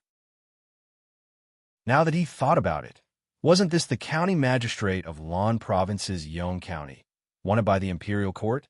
Li Junxian didn't know if the two were the same person, but this was enough to make him take him seriously. Oof. Let him see. Let him see the foolishness of his actions. The iron-masked man angrily pointed at Zhang Liang. If he knew the modern term pig teammate, he would have mercilessly called Zhang Liang a pig teammate. This was because if this account book fell into the hands of the imperial court will be able to use the contents of the account book to search for a golden horse. Step by step, the Heavenly Dragon sect wings would be cut off, and the Heavenly Dragon sect would become a bird without wings, unable to fly high even if it wanted to. Zhang Liang was at a loss. He didn't know why the iron-masked man was so angry. He came over and handed the account book to Zhang Liang. He whispered, "Magistrate Zhang, this account book is related to the life and death of Dragon Sect. You can't be careless in the future." Zhang Liang looked at the book in his hand in alarm, and when he opened it and saw its contents, he said in disbelief, "Impossible. Impossible. I clearly carried this account book with me. How could it be here? Even at death's door, you're still playing dumb with this god. If not for my sect's disciple, Li Junxian, this account book would have already fallen into the hands of the imperial court." Zhang Liang. "Oh, Zhang Liang, you bastard. Are you thinking of using this chance to transfer this account book to the imperial court so that you can obtain an official position and continue to bully men and women?" The iron-masked man roared, his eyes brimming with killing intent. It was clear that he wanted to kill. "Dragonhead, this subordinate has been wrongly accused. This subordinate was born a member of the Heavenly Dragon sect and will die as a ghost of the Heavenly Dragon sect. This subordinate would never betray the Dragonhead and submit to the imperial court. Dragonhead, please judge clearly. This subordinate has always carried this account book with him, and this subordinate does not know how it ended up in the Dragonhead's hands. Dragonhead, please judge clearly." Sensing the cold, killing intent in the iron-masked man's eyes, Zhang Liang hurriedly got down on his knees and begged for mercy. You still refuse to admit your guilt? Li Junxian, tell me, where did you find this account book?" The iron-masked man angrily harumphed as he turned to the silent Li Junxian. "Let's return to the Dragonhead. This subordinate found this account book in the basement of the Heavenly Dragon Temple. Presumably, Lord Judge was careless and forgot to take it with him." Li Junxian stepped forward and clasped his fists. "Nonsense. You're speaking nonsense. You're lying. This old man clearly remembers that I took the account book with me when I left. Stop making false accusations, or else don't blame this old man for being rude." Zhang Liang was exasperated when he heard this. Li Junxian pursed his lips, a timid expression on his face, but he did not retort. What he said just now was naturally a lie. As a judge of the Heavenly Dragon sect, Zhang Liang naturally could not have left something as important as the account book at the Heavenly Dragon Temple. He truly had taken the account book with him when he left, but he had bumped into Li Junxian as he was leaving the temple. What sort of expert was Li Junxian? Wasn't it easy for him to steal something from a weak scholar who didn't know any martial arts? Thus, Li Junxian had managed to steal the account book that Zhang Liang had taken with him. Fortunately, Zhang Liang had been in a hurry and had not had time to carefully examine Li Junxian's appearance. Otherwise, he would definitely have suspected that Li Junxian had stolen his account book. Enough. The iron-masked man saw that Li Junxian did not retort as fear of Zhang Liang's authority and did not dare to retort. Thus, the iron-masked man angrily said, "You left the account book at the Heavenly Dragon Temple and almost caused my sect to suffer an enormous loss. Seeing that my sect member Li Junjian brought the account book back, this god will not kill you this time.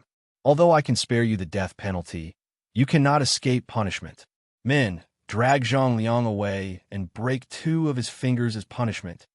Yes, 2 heavenly dragon sect members walked in and dragged Zhang Liang off the ground. Zhang Liang began to weep. Dragonhead, forgive me. Dragonhead, forgive me. The iron-masked man waved his hand, indicating that the 2 heavenly dragon sect members should hurry and take Zhang Liang away. A few moments later, a wretched scream came from outside. Aya, my hand, my finger. Inside the room, the iron-masked man turned his gaze to Li Junxian. After a long while, he said, Li Junjian, you said that you took the account book and escaped from the encirclement of soldiers. Does this mean that you know martial arts? Li Junxian's heart trembled as he hastily bowed and replied. Replying to the dragon head, this subordinate's family was poor when he was young, so he often followed his father into the mountains to hunt. As a result, he spent many years interacting with tigers and other vicious beasts. Thus, he has learned a few fighting techniques, but I don't think he knows martial arts. The iron-masked man chuckled, and then he glanced at Du Yi. Du Yi immediately understood, and then his staff howled toward Li Junxian's face. Li Junxian was already prepared. When the staff was less than a foot away, he rolled to the ground and narrowly dodged Du Yi's attack. Du Yi then smashed the staff at Li Junxian. Li Junxian seemed unable to dodge, but he leaped up from the ground like a carp and used both hands to meet the golden staff. Whoosh! The moment the staff touched Li Junxian's hands, Li Junxian vomited blood and dropped to one knee. The metal-masked man had been clenching his fists, his eyes flashing with killing intent, but when he saw Li Junxian vomit blood from being struck by Du Yi's staff, the killing intent in his eyes quickly dissipated. Not bad. You reacted very quickly. Du Yi chuckled as he helped Li Junxian up from the ground. That sudden probing just now had proved that Li Junxian truly did not know any profound martial arts. At most, his reaction speed was a little faster than an ordinary person's. This was completely in line with the physical constitution of a hunter. At the same time, it also proved that Li Junxian was not lying. Many thanks for Venerable One's leniency. Li Junxian wiped the blood from his mouth and then clasped his fist reverently at Du Yi. Cough, cough. In truth, he had not vomited blood because of Du Yi's attack, but because he had used his own internal energy to lightly injure his internal organs, causing him to vomit blood. Du Yi was very satisfied with Li Junxian's attitude. He turned to the iron-masked man and gave an almost imperceptible nod, indicating that there was no problem with Li Junxian. After a few moments of silence, the iron-masked man said, Venerable Du Yi is fond of martial arts and likes to exchange pointers with anyone he meets. You must not secretly blame him for this. Li Junxian hurriedly said, Dragonhead's words are too serious. To be able to receive Venerable One's guidance in martial arts is the fortune of this subordinate's last life. How could this subordinate blame Venerable One? Good. The iron-masked man heartily laughed and then asked, Li Junjian, this one asks you, why did you join the Heavenly Dragon sect? Li Junxian's face immediately darkened. After a few moments of silence, he replied, replying to Dragonhead, this subordinate joined the Heavenly Dragon sect only to ask for a bowl of Jade Lake holy water for my mother. When my mother gave birth to me, she fell ill and often suffered from abdominal pain. A few years ago, my father went hunting in the mountains and accidentally fell off a cliff. Now only my mother and I are left in the family. I don't want my mother to be tormented by illness every day.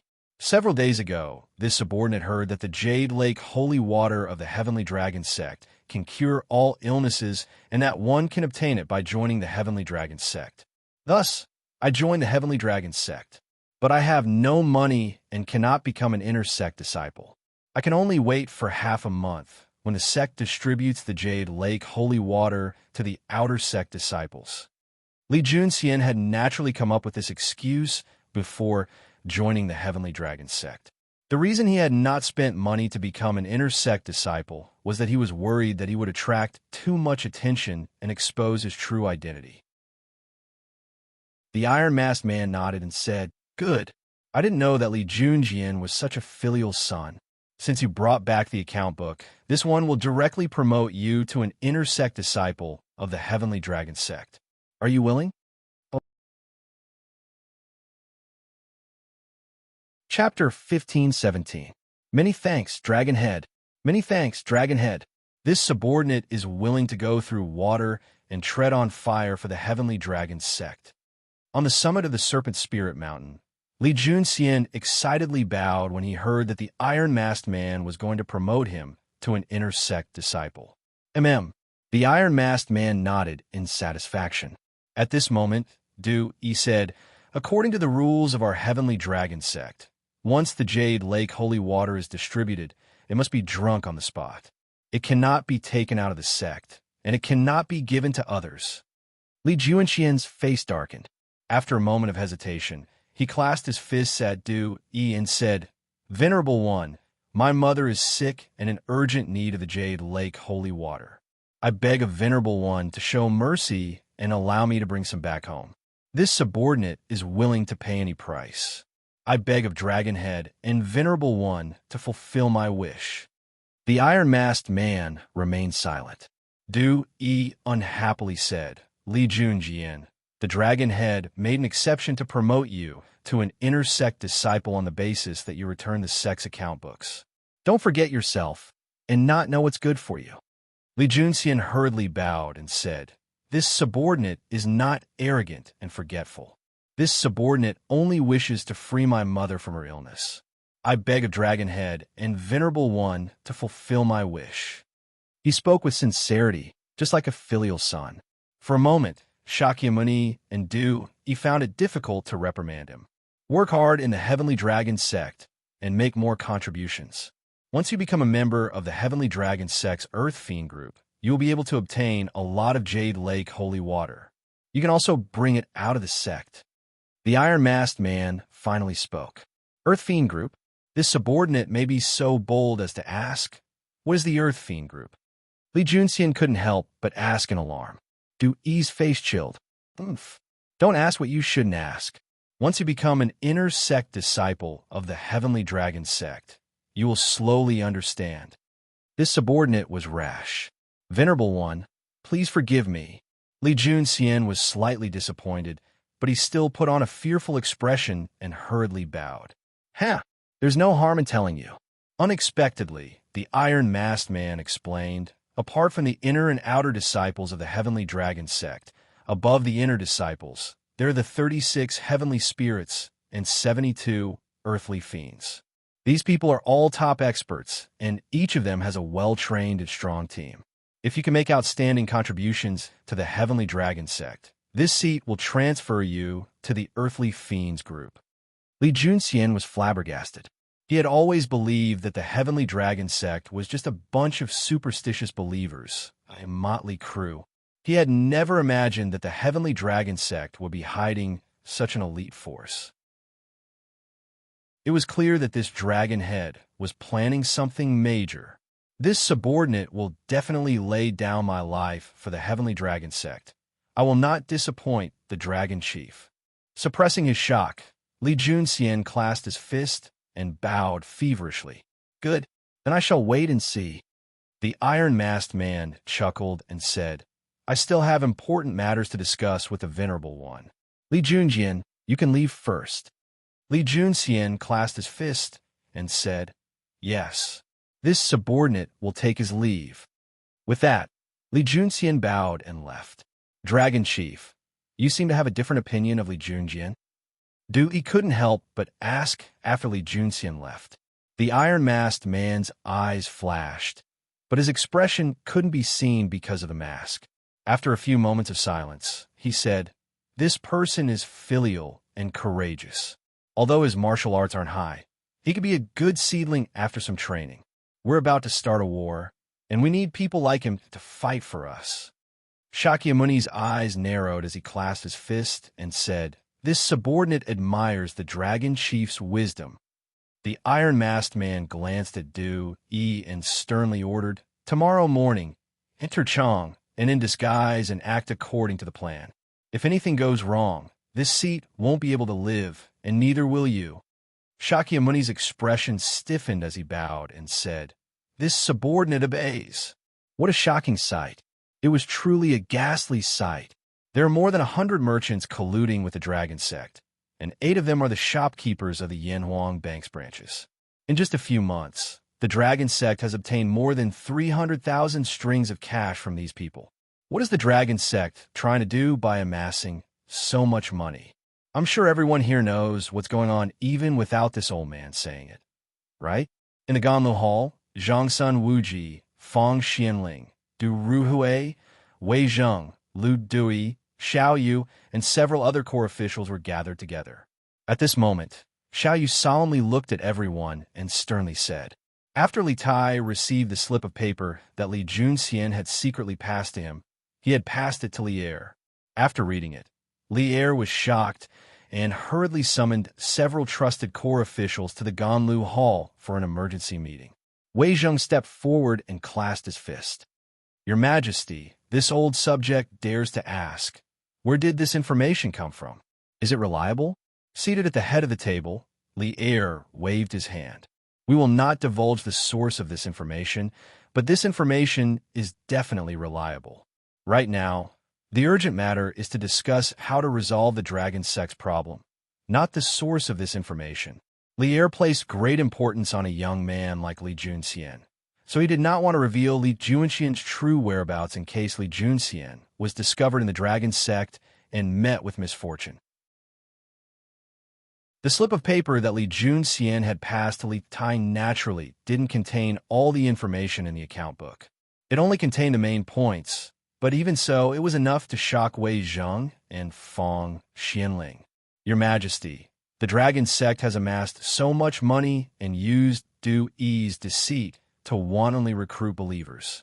They have both money and influence, so there's an 80% chance that they are already disloyal to the imperial court.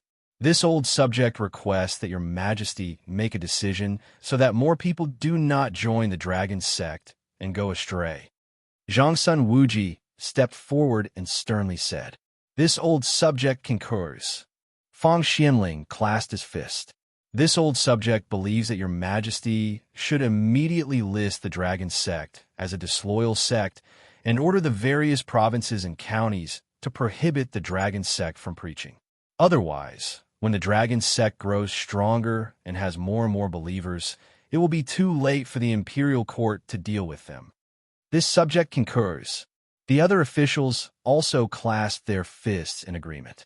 Li Er nodded and said, "All right, then we will write a decree and announce to the world that the dragon sect will become a rat on the street that everyone has the right to punish.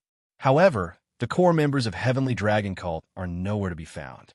Assistant G, order the Ministry of Personnel to immediately send out official documents to the various prefectures. Order them to arrest Du Yi. Find out where the core members of Heavenly Dragon Cult are hiding and capture them all in one fell swoop." This old subject obeys the decree. Zhangsun Wuji immediately clasped his fist. Lu Dui then said, "Preventing the people from talking is more important than preventing the river from flowing. This old subject believes that if we force the people not to join the dragon sect, it will likely cause the world to criticize us." Previously, His Highness King Wei publicly exposed Du Yi's deception of pretending to be a reincarnated Buddha, causing the people of Xinfeng County to be completely suspicious of the dragon sect. This subject believes that this method is the best way to completely wipe out the dragon sect. We should use the Tang daily to publicize this and continue to imitate it. Li Er agreed. What Minister Lu said makes sense. Later, we will let the Tang daily publicize this matter and continue to expose Du Yi's other deceptions. Your Majesty is wise, everyone said in unison. In addition to these merchants in the dragon sect, there are many officials in the imperial court who have secretly joined the dragon sect. We hope that from tomorrow onwards, you will carefully investigate which officials have joined the dragon sect. Before sunset tomorrow, you must give us a result. After a moment of silence, Li Er added. Everyone knew that Li Er was going to reorganize the court officials, and their hearts trembled. They clasped their fists and said, "This subject obeys the decree." Sold newspapers. Sold newspapers. The latest issue of the Tang Daily. His Majesty has decreed that the dragon sect is a disobedient sect, and everyone has the right to punish it. From today onwards, the people are not allowed to join the dragon sect. Sold newspapers. Sold newspapers. Dragon sect's Shakyamuni Do-E is not a reincarnated Buddha. His immortal techniques are all lies. Those who want to read, quickly buy a copy of the newspaper. The next day, early morning, the latest issue of the Tang Daily was open for sale. The cries of the newsboys in the streets woke up one city after another. The people who woke up early were all shocked after hearing the contents of the newsboys' cries. What? His Majesty said that the dragon sect is a disobedient sect? Little doll, quickly give this young master a copy of the Tang Daily. A young man who had just walked out of the shop with a somewhat lame leg heard the newsboy's cries and quickly stopped in his tracks and shouted at the newsboy. Speaking of which, he had recently planned to join the dragon sect to ask for the Jasper Lake holy water. He did not expect to hear the news that the dragon sect was defined as a disobedient sect by the imperial court. He could not help but be shocked. In fact, he was not the only one who was shocked. Recently, the dragon sect could be said to be incomparably popular around Chang and City. From 70 to 80-year-old people to 6 to 7-year-old children, there was no one who did not know about the dragon sect. It was precisely because more people knew that the dragon sect was being encircled and annihilated by the imperial court that the people were even more shocked and incredulous. Dragon sect is a disobedient sect. How is this possible? Little doll, quickly give this old man a copy of the Tang Daily. Do-E's immortal techniques are all lies? Little doll, quickly give me a copy too. In less than an hour, on the streets and alleys, almost everyone who had the means had a copy of the newspaper. As more and more people read the contents of the newspaper, the discussions between the people became more and more intense. If the dragon sect is a disobedient sect, then we can't join them anymore. If you don't want to join, then don't join. The dragon sect isn't anything good. Didn't you read the newspaper? The dragon sect recruited the people just to accumulate wealth. I heard that many people squandered their family fortune in order to become an inner disciple of the dragon sect. The dragon sect deserves to die. A bunch of nonsense. The dragon sect's Yaoqi holy water has saved who knows how many people. How can you make sarcastic remarks here? That's right. My father's leg disease was cured by the dragon sect's Yaoqi holy water. Then what about the newspaper saying that Do-E's immortal techniques are all lies? What's going on? That's all nonsense. There's no proof. Bullshit. What nonsense was that? Yesterday, I heard that His Highness Wei Wang used Do-E's touch water ice technique in front of hundreds of people in Xinfeng County. It's not as mysterious and difficult as you think. Therefore, the immortal arts that Do-E had used earlier were all lies. The dragon sect wants to cheat every one of their money. There's still no proof. These must be made up by the Tang Daily. Which one of you saw His Highness Wei Wang use the touch water ice technique yesterday? Yes. I didn't see it. These things must be made up by the Tang Daily's reporters. I saw it. Not only did His Highness Wei Wang use the touch water ice technique in front of everyone, he also used an immortal instrument that can make the sound very loud. I think His Highness Wei Wang is the reincarnation of a Buddha. At that time, all the core disciples of Heavenly Dragon Temple had left in advance. If that's not running away, what else can it be? I believe in the dragon sect. I believe that the Venerable One is the reincarnation of a Buddha. I believe in the dragon sect. Fight the dragon sect. In a short period of time, the people expressed their opinions about the dragon sect. Some of the more radical ones almost started to fight. But without exception, there were people who stood firmly on the side of the dragon sect. Chapter 15:18. Greetings, Lord. At the peak of Snake Spirit Mountain, in the middle of the thatched hut, a burly middle-aged man in black walked in and bowed to the iron-masked man. Lord. He actually called the iron-masked man Lord. The iron-masked man's back was facing the door, but when he heard this, he quickly turned around and took 2 steps forward to personally help the middle-aged man up. We're all family, General Luo. There's no need to be so courteous. This attitude was completely different from before. Or rather, the iron-masked man's attitude was also very different from before. It was obvious that General Luo had a very important position in the iron-masked man's heart. Etiquette cannot be ignored. It's one thing for Lord to think highly of me, but that doesn't stop me from respecting Lord. The man surnamed Luo said respectfully. The iron-masked man said helplessly, General Luo's stubbornness is still the same as before. Since that's the case, I won't persuade you anymore. Have a seat. With that, he pointed to the bench at the side. Thank you, Lord.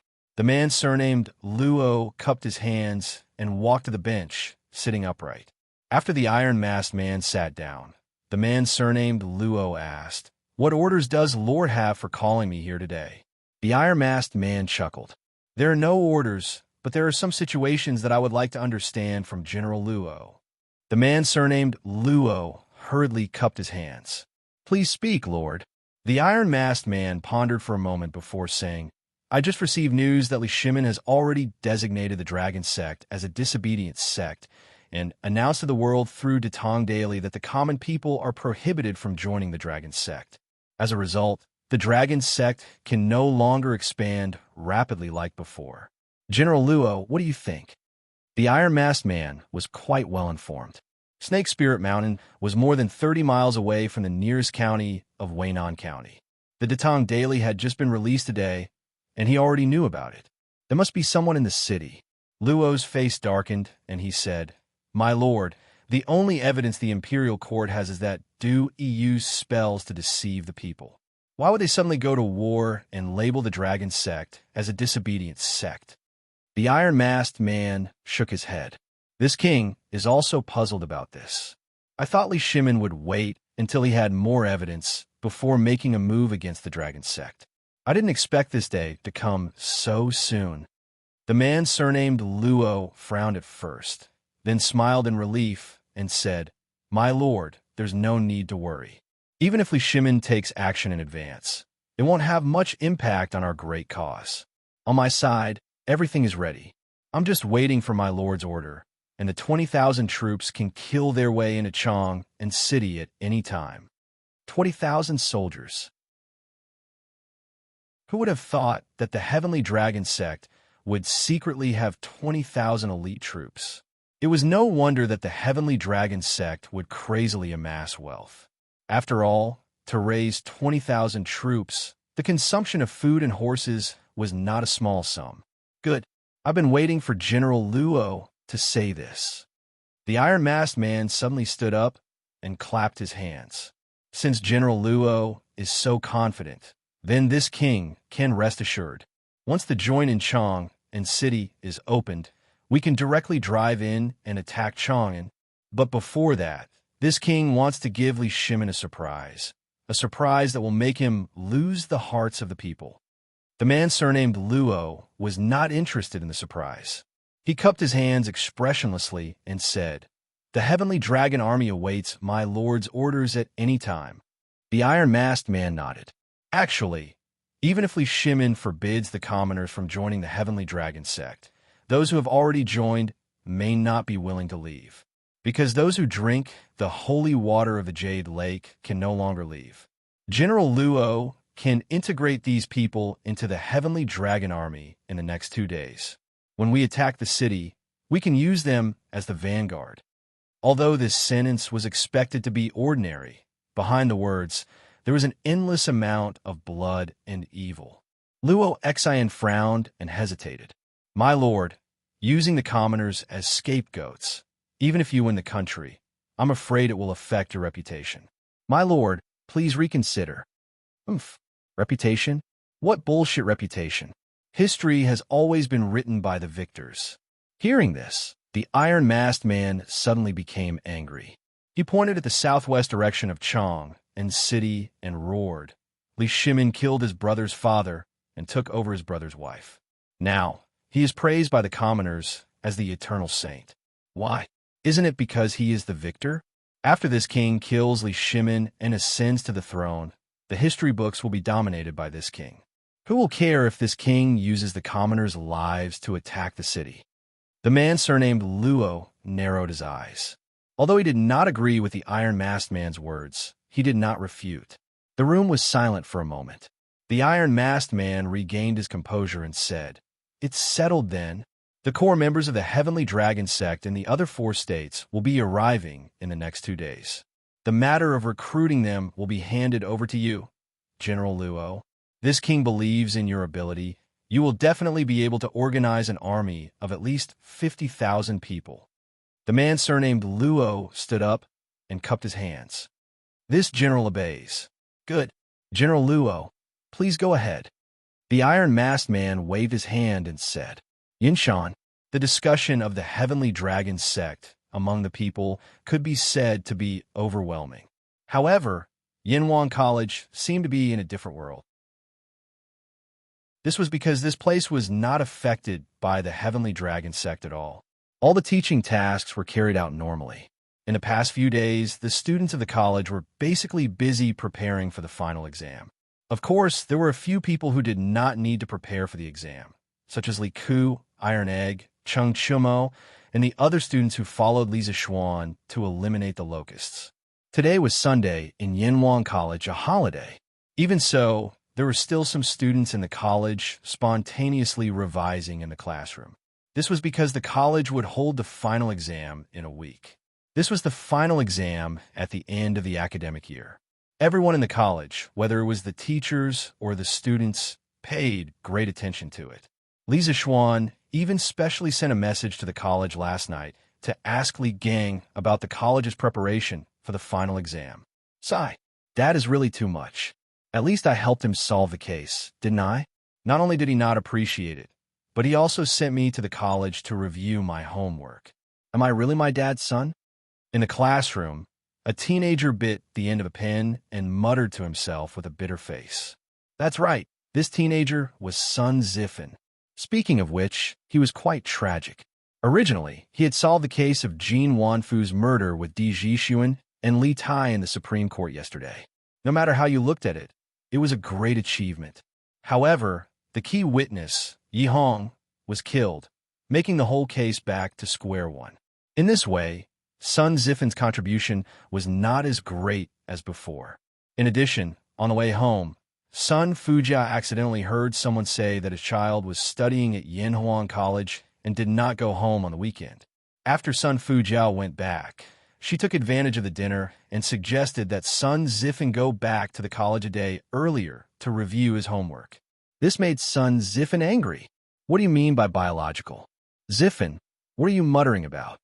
Li Tai walked into the classroom and happened to hear Sun Zifen's muttering. He could not help but stop and ask aloud, Chinke, you also came to the college today. Looking up and seeing Li Tai, Sun Zifen was first surprised. Then he replied with a bitter face, "It's my dad. Yesterday, I helped him solve the case, and today he wants me to go back to the college to review my homework.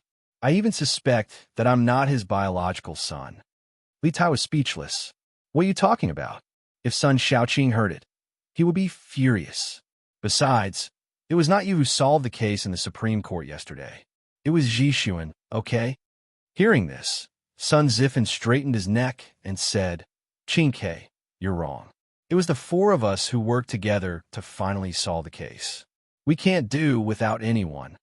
Facing this arrogant guy, Li Tai was too lazy to argue with him and went directly to his seat. Chinke, what do you mean by that? Am I wrong? Seeing that Li Tai ignored him, Sun Zifen quickly stood up and followed Li Tai to ask. Li Tai put the book in his hand on his seat and said impatiently, Fine. You're right. You better go back. Don't disturb other people's revision." The reason why he said this was because there were a few other students in the classroom studying by themselves, such as Meng Wenhao and Wang Meng. Hey, that's more like it. Hearing this, Sun Ziffin lowered his voice. Then he asked curiously, Chinke, why did you come to the college to review your homework today? Didn't the Yamacho say that? As long as you can complete the ACE project well, you can get an excellent grade, even if you don't take the final exam. When Li Zixuan appointed Li Tai as the vice president of the second and third ACE project, he conveyed to all the teachers in the college the idea of academics first, exams second. As long as one's research results were outstanding, it was fine even if they did not take the final exam. Under Li Zixuan's insistence, the college had set off a wave of research. Many students were actively involved in the research and development of the ACE project. Li Tai looked at Sun Ziffin and said faintly, I don't want to just get an excellent grade. I want to be first in the college. Sun Ziffin was silent for a moment and said, Damn, forget I asked. You can study by yourself. After that, he turned around and prepared to roll back to his seat. However, he was stopped by Li Tai and said, Ziffin, wait. I missed a lot of classes in the past 2 months. You heard everything. Come and help me make up for it. Sun Ziffin thought for a moment. If the student he taught ended up doing much better than him, then as the master, wouldn't his face be very embarrassed? Thinking of this, he quickly shook his head and said, Who heard everything? I also skipped a lot of classes. Chinke, go find Wen Hao. After saying that, this guy hurriedly slipped away. Li Tai gnashed his teeth in anger, but there was nothing he could do about this guy. Looking at the time, Yamacho should be back next week, right? In the conference room on the first floor of Guanghua Building, Li Gang, Yin Silu, and Mo Huai, the 3 giants of the college, gathered together and seemed to be discussing something. At this moment, Li Gang sighed and said. Yin Silu frowned and said, Yamacho should start to return next week. However, if they want to return to Yinshan, they will probably be delayed on the road for some time. Therefore, Yamacho probably won't be able to make it in time for the college's final exam. Li Gang nodded and said, Since they won't be able to make it in time, then we old guys have to arrange the final exam for Yamacho. Kongue, Mr. Mo, let's call Ma Zhou and the others over and recheck the final exam papers to see if there are any mistakes. Mo Huai nodded and said, Yes, that's how it should be. After a moment of silence, Li Gang suddenly sighed and said, Before Yamacho left, he entrusted the college to this old man. Although this old man didn't make any great contributions these days, I didn't let anything happen to the college. Seeing that Yamacho is about to return, this old man has been feeling uneasy recently. I have a feeling that something is going to happen to the college these days. Maybe it's because I'm old and have nothing to do, so I can't help but let my imagination run wild. After the students finish their final exam next week, this old man will officially retire. In the future, I will live in the Yunshan residence. If I have nothing to do, I will come to the college to see the students that this old man taught personally. Even if I die, I will have no regrets. The old man had taught 2 crown princes in his life, but in the end, both crown princes died in a coup. This broke the old man's heart, so he retired early. Li Zixuan's appearance gave him a second spring in his life. Seeing the college's children grow and become talents day by day, the old man was happy from the bottom of his heart. However, at the same time, he also wanted to protect these children. During the time that Li Zixuan was away, the old man had been worried sick for the college. The guards, logistics, and teaching of the college, no matter how big or small, he wanted to provide a stable learning environment for the students. Wenji, you have a good plan? This old man also dreams of living in Yinshan in the future and watching the college's children become talents day by day. This old man will have no regrets, even if he dies. Hearing this, Yin Silu agreed.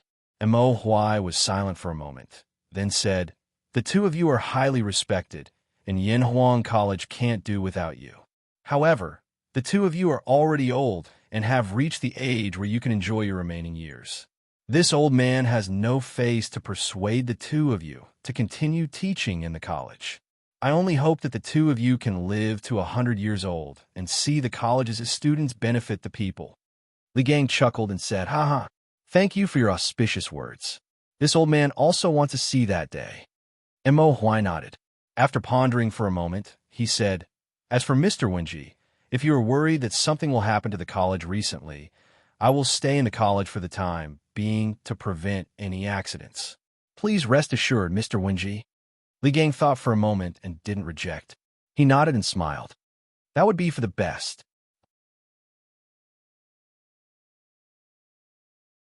Chapter 1519. Li Gang had gone through the trials and hardships of 2 dynasties. He had experienced the peace of the world and the turmoil of the world. His sense of danger was definitely more sensitive than that of ordinary people. Although Mo Huai didn't believe in metaphysics, he still didn't dare to take the old teacher's words to heart. Therefore, he made the decision to live in the academy recently. The sun slowly set in the west, and the day was about to pass just like that. The students who stayed in the academy to review their homework on the weekend walked out of the teaching building and prepared to eat in the cafeteria. Most of the children who went home on the weekend had already returned to the academy. Since the beginning of this month, the academy had evening self-study every Sunday night. The students had to rush back to the academy before sunset. All of this was ultimately because the academy now had electric lights. Today, the students who felt that the electric lights were quite fresh now somewhat hated them. Because if there were no electric lights, how could they have evening self-study? Facing the afterglow of the setting sun, the students walked in groups of 3 to 5, chatting and laughing together. What a harmonious scene in the academy. After an hour, the sun finally gave up its last trace of resistance and completely fell from the west. The sky became dark. The electric lights all over Yanwang College also lit up. The top of the mountain was brightly lit. From afar, it looked like a celestial palace above the clouds. It was gorgeous and resplendent. The other places are as dark as ink, but this place is brightly lit as if it's daytime. Yanwang College is indeed a magical place. In a pine forest to the west of the Cloud Mountain, a mysterious man in a black robe stood on the tallest and largest pine tree. He crossed his arms in front of his chest and looked down at the brightly lit academy in the distance. He muttered to himself. His voice was a little hoarse, as if his vocal cords were about to crack. His condescending posture was like a giant eagle hovering in the sky, staring at its prey on the ground. This was a kind of confidence that belonged to the strong. Of course, this was also an unprecedented crisis for Yanwang College. Time passed slowly. The black-robed man stood motionless at the top of the pine tree. He quietly looked at Yanwang College, which occupied the center of Cloud Mountain. His gaze swept over every building and building. He looked very seriously, as if he wanted to engrave the entire Yanwang College in his mind. After an unknown period of time, the lights in Guanghua building went out one by one. The students in the evening self-study session were finally liberated. They could happily leave the tiring classroom and return to the dormitory to have a good night's sleep. Hey, the class was finally over. In my opinion, the academy shouldn't have installed electric lights in the first place. Now that we've installed electric lights, we've started to study at night every day. I'm starting to suspect that the Yamacho is deliberately tricking us. After leaving the teaching building, Sun Zifen let out a long sigh, then complained to Li Tai, Yuchi Baolin, and Diji Xuan. TSK. When the academy first installed electric lights, I wonder who was the one who went to look and touch the electric lights as soon as he returned to the dormitory. When Li Tai heard this, he mercilessly attacked with his words. Damn, isn't this different from the past? Who knew that after the Yamacho installed electric lights in the academy, they started a self-study session at night? What is this called? Isn't this giving us a sweet date first, then giving us a slap in the face?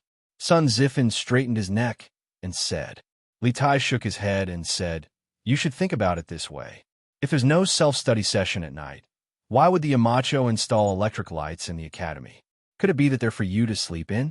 Are they afraid that you won't be able to sleep in the dormitory because it's too dark? Sun Zifen opened his mouth and said in a daze, Damn. Chinke, now that you've said it, it does make sense. In front of the Yamacho, we're still too inexperienced. In other words, he was saying that Li Zhaxuan was a sly old fox. Lisa Schwan, who was thousands of miles away, sneezed again and thought to himself, "Which little bastard is scolding me again? It can't be those little bastards in the academy, right?" Needless to say, this subconscious guess of his was indeed correct. Cuckoo.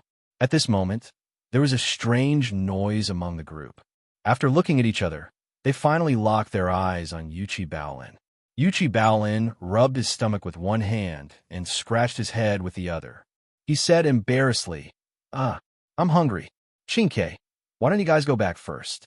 I'll go to Roma's shop to buy some food. Hey, let's have supper. I'll go too. Hearing this, Sun Zifan hurriedly said excitedly. Li Tai thought for a while and said, Then I'll go too. Zhishuan, do you want to go too? He had been very busy in the workshop recently, and it was rare for him to come back to the academy today. How could he not reward himself with a good supper? No one is allowed to go. Go back to the dormitory and rest. Don't violate the academy's rules. Zhishuan opened his mouth and was about to speak when a person walked toward them and said sternly, Greetings, Mr. M.O. Li Tai looked up and saw that it was M.O. Huai. He was shocked and hurriedly cupped his hands in greeting. Others might not know M.O. Huai's true identity, but Li Tai did. Not only was M.O. Huai a big shot of the M.O. family, but he was also the academy's guardian angel. Last year, when the bearded guest caused havoc in Cloud Mountain, if it wasn't for M.O. Huai, Li Zishuan definitely wouldn't have been able to handle it alone. Therefore, Li Tai still respected M.O. Huai. Greetings, Mr. M.O. At this time, the rest of the people also reacted and saluted one after another. M.O. Huai nodded and said earnestly, Since you're done with your self-study, you should go back and rest early. You're not allowed to wander around the academy late at night. Yes, Mr. M.O. They did not dare to talk back and replied in unison. Then, they cupped their hands and hurried toward the dormitory. Why is Mr. M.O. patrolling the academy personally tonight? I don't remember him doing it before. Or have I left the academy for too long and the academy is too perverted? After walking some distance, Li Tai asked in a low voice, somewhat puzzled. Zhishuan thought for a while and replied, I'm also very curious. Mr. M.O. has always been in charge of experimental research in the academy, but he has never personally trained anyone. It's so late. Why is he still at the academy? Sigh, what a pity about my supper. Sun Zifan could not be bothered to think about this. He only had good food in his heart, so he could not help but sigh. Everyone was speechless. They covered their faces and walked forward, too lazy to be associated with this guy. As for M.O. Huai, who they mentioned, he was still standing in the same place and did not move a step, because just now, he suddenly felt that he was being watched. His whole body tensed up, and he gathered all his internal force and stood in place, fully alert. At the same time, he began to use his perception as a guru. M.O. Huai did not believe that it was just an illusion. He believed that it was his intuition, the intuition of a guru at the peak. Time passed by slowly. M.O. Huai's nerves were strained, and he stood on the spot without moving at all. He'd originally chosen to stay in the academy tonight for the sake of making Li Gang feel at ease so that he could take precautions. However, he'd never imagined that the academy would really be slightly unusual tonight. Specifically speaking, it wasn't the academy that was unusual, but the area in the west of the academy was extremely unusual, quiet. It was too quiet. It was the middle of summer, and it was inevitable that there would be some insects and birds in the woods at night. But tonight there was nothing. He could only vaguely hear some wind. In addition, M.O. Huai suddenly felt that he was being spied on. Everything showed that the academy was definitely abnormal tonight. Swoosh! Suddenly, M.O. Huai opened his eyes. A pair of sharp eyes looked directly at the pine forest in the west. His gaze seemed to pierce the night sky and see the entire pine forest clearly. But unfortunately, his eyes did not have night vision. Moreover, he was in the light now, but the pine forest in the west of the academy was in the dark. It was too difficult for him to see if there was anything abnormal in the pine forest in the light and in the dark. But at this time, If one looked at it from a god's perspective, they would find that Mo Huai's eyes just happened to meet Black Robe's eyes. Their eyes met, but there were no sparks of friendship. There was only, I can see you, but you can't see me. After a long time, Mo Huai did not find anything abnormal. He could only look away and then slowly leave the place. This person is quite interesting. Yanwang College has a deep foundation and actually has a martial arts master at the peak of the Guru realm. He must be the big son of the Mo family, right? At this moment, the mysterious Black Robe at the top of the pine forest looked at Mo Huai's back and sighed softly with his hoarse voice. Although Mo Huai was far away, Black Robe did not immediately go down. Instead, he stood on the top of the tree and waited silently. At this time, he was like a very patient lone wolf, quietly waiting in the dark for the best opportunity to kill his prey. After another hour, except for the street lamps on both sides of the main road, all the lights in all the houses in the academy were turned off. At this time, Black Robe bent his knees and then used the rebound force from the bottom of his feet to leap into the air. He flew straight in the direction of the academy, or more accurately, in the direction of Guanghua Tower. Bang! A moment later, the Black Robe man landed in front of the Guanghua Tower and made a dull thud on the ground. The sound was neither loud nor soft, and could only be heard for about 2 meters. Of course, this was not the main point. The main point was that the Guanghua Tower of the Academy was about a mile away from the pine forest in the west of the Academy.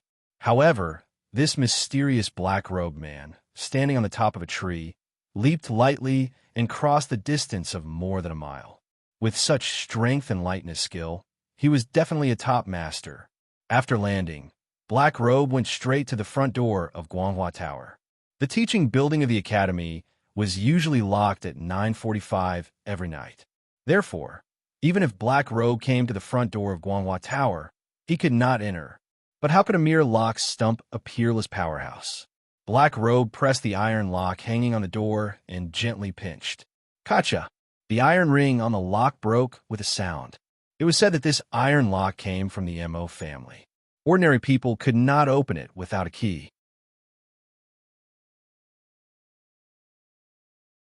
Chapter 1520. Mo Huai had stood outside Guanghua Tower for a long time, but he didn't see anything unusual in the west side of the academy, so he had to return to the dormitory built for the teachers. But as soon as he lay down on the bed, Mo Huai felt uneasy. Thinking of the feeling of being spied on just now, the ominous premonition in his heart grew stronger and stronger. Finally, he couldn't bear it anymore and directly pushed open the door and walked toward Guanghua Tower. As soon as he reached Guanghua Tower, Mo Huai saw the iron lock on the ground at the door. He couldn't help but be shocked and quickly walked in. Following the rustling of documents, Mo Huai came to Li Gang's office. Facing the faint moonlight outside the window, he saw the Black Robe man lying next to the document cabinet, crazily sweeping through the top-secret documents of the academy. Mo Huai was shocked and angry. Without hesitation, he stood up and attacked the Black Robe man.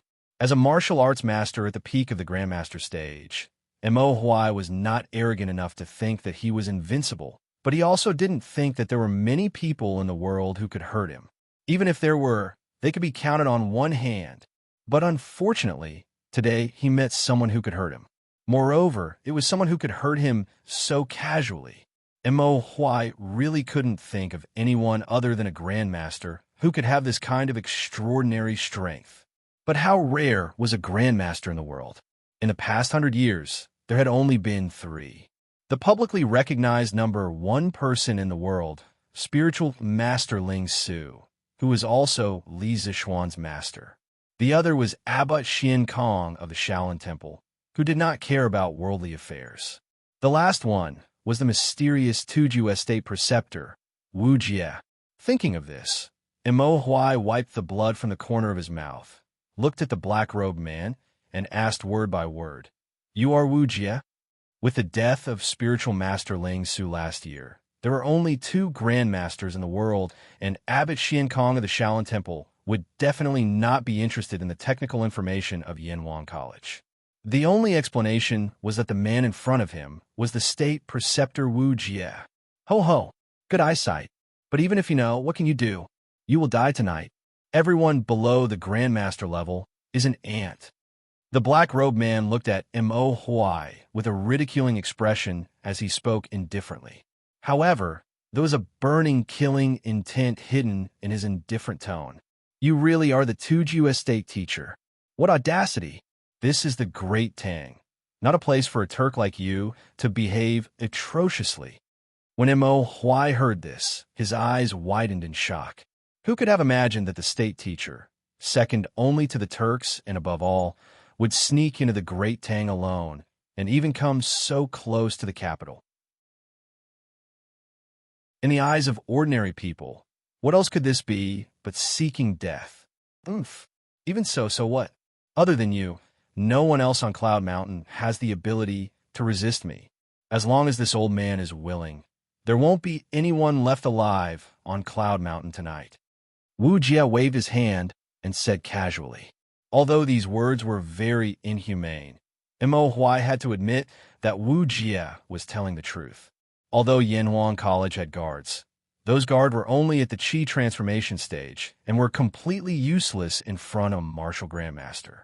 They didn't even have the ability to block a martial grandmaster for a moment.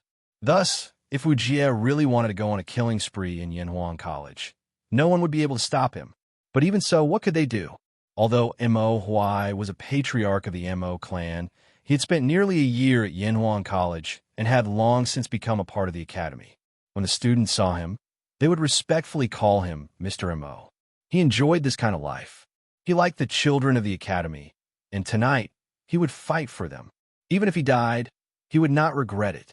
As long as this Mo still has a breath left, I will not allow you to harm a single student of the academy.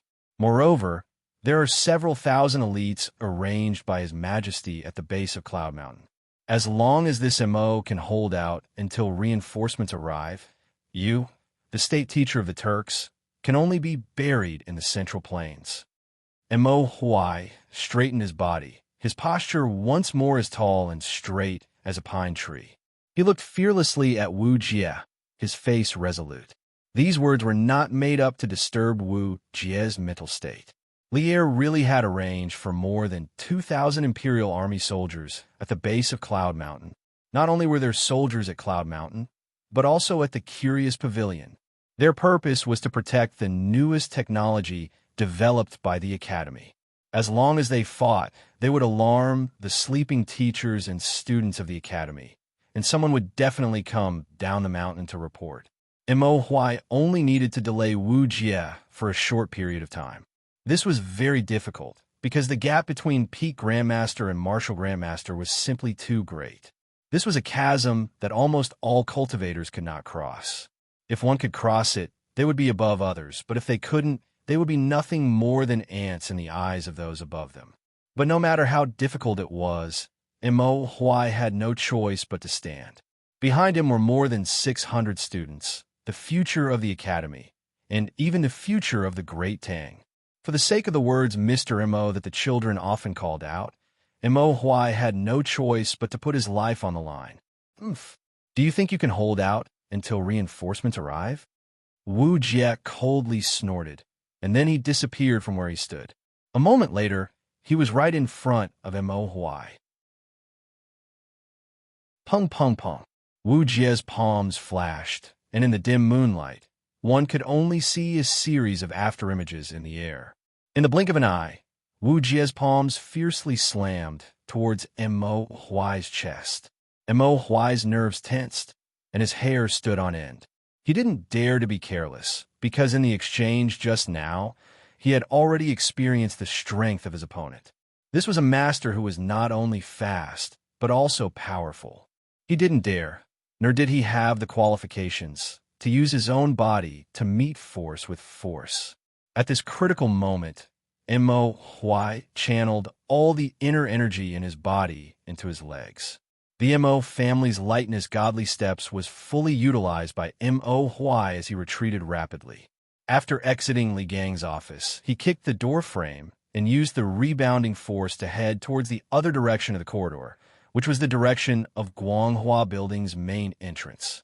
He wanted to pull the battlefield to an open area so that he could use more space and delay Wu Jie for a while.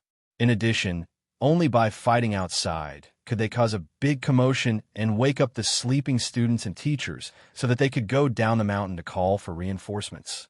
Although Wu Jie knew what Mo Huai was planning, he didn't care because he didn't think Mo Huai could withstand his next move. When the two arrived outside Guanghua Hall, Mo Huai took the opportunity to draw the weapon at his waist, the Mo family great son's black snow sword. Haha, good sword. This master will be accepting this sword. Seeing the ink-black sword in Mo Huai's hand, Wu Jie's eyes couldn't help lighting up. Letting out a hoarse laugh, he also pulled out a weapon from behind his back. Only then did Mo Huai notice that Wu Jie had always been carrying a weapon on his back. It was a lanyard list as thick as an arm and covered in sharp iron spikes.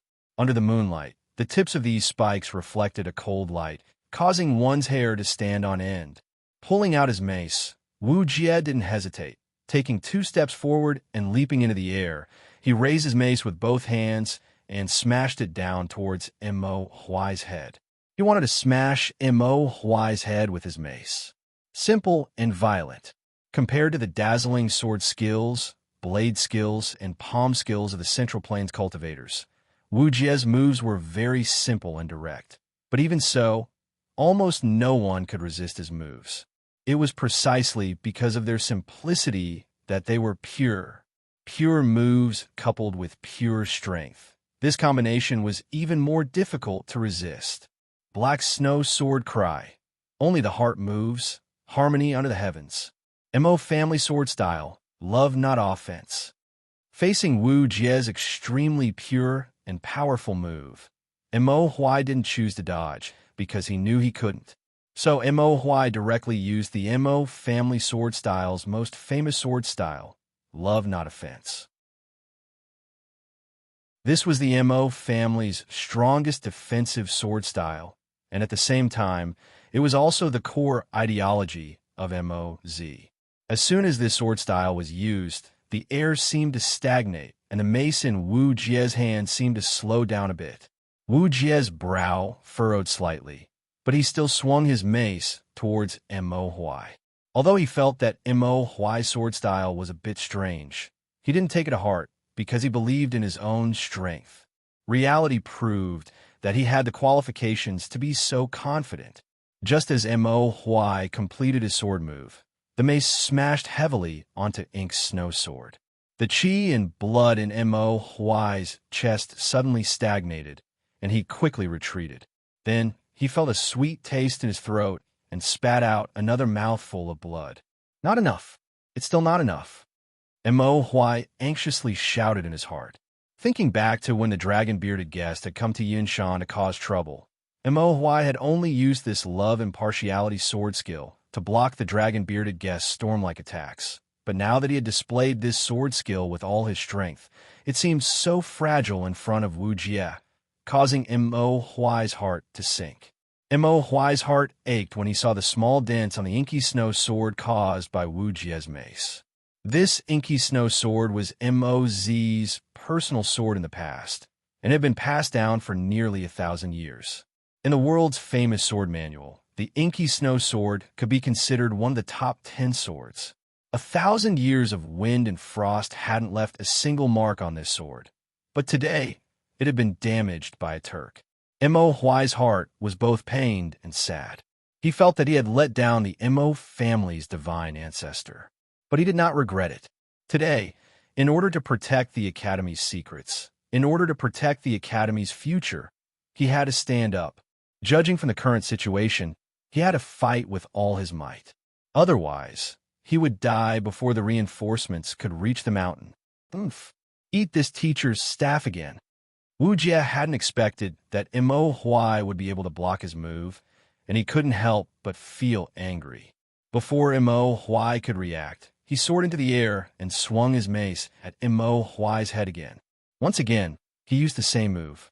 At his level of martial arts, the moves were no longer important. Whatever moves were convenient to use, Whatever moves were the most useful, he would just use them. There was no need to think too much about it. Simple and straightforward. There were some moves that could be used all the time. But if Li Zishuan had been present when he said, "Eat this teacher's staff again," even though the situation was critical, he would have laughed. He even wanted to ask Wu Jie, "Are you a clown sent by the monkeys?"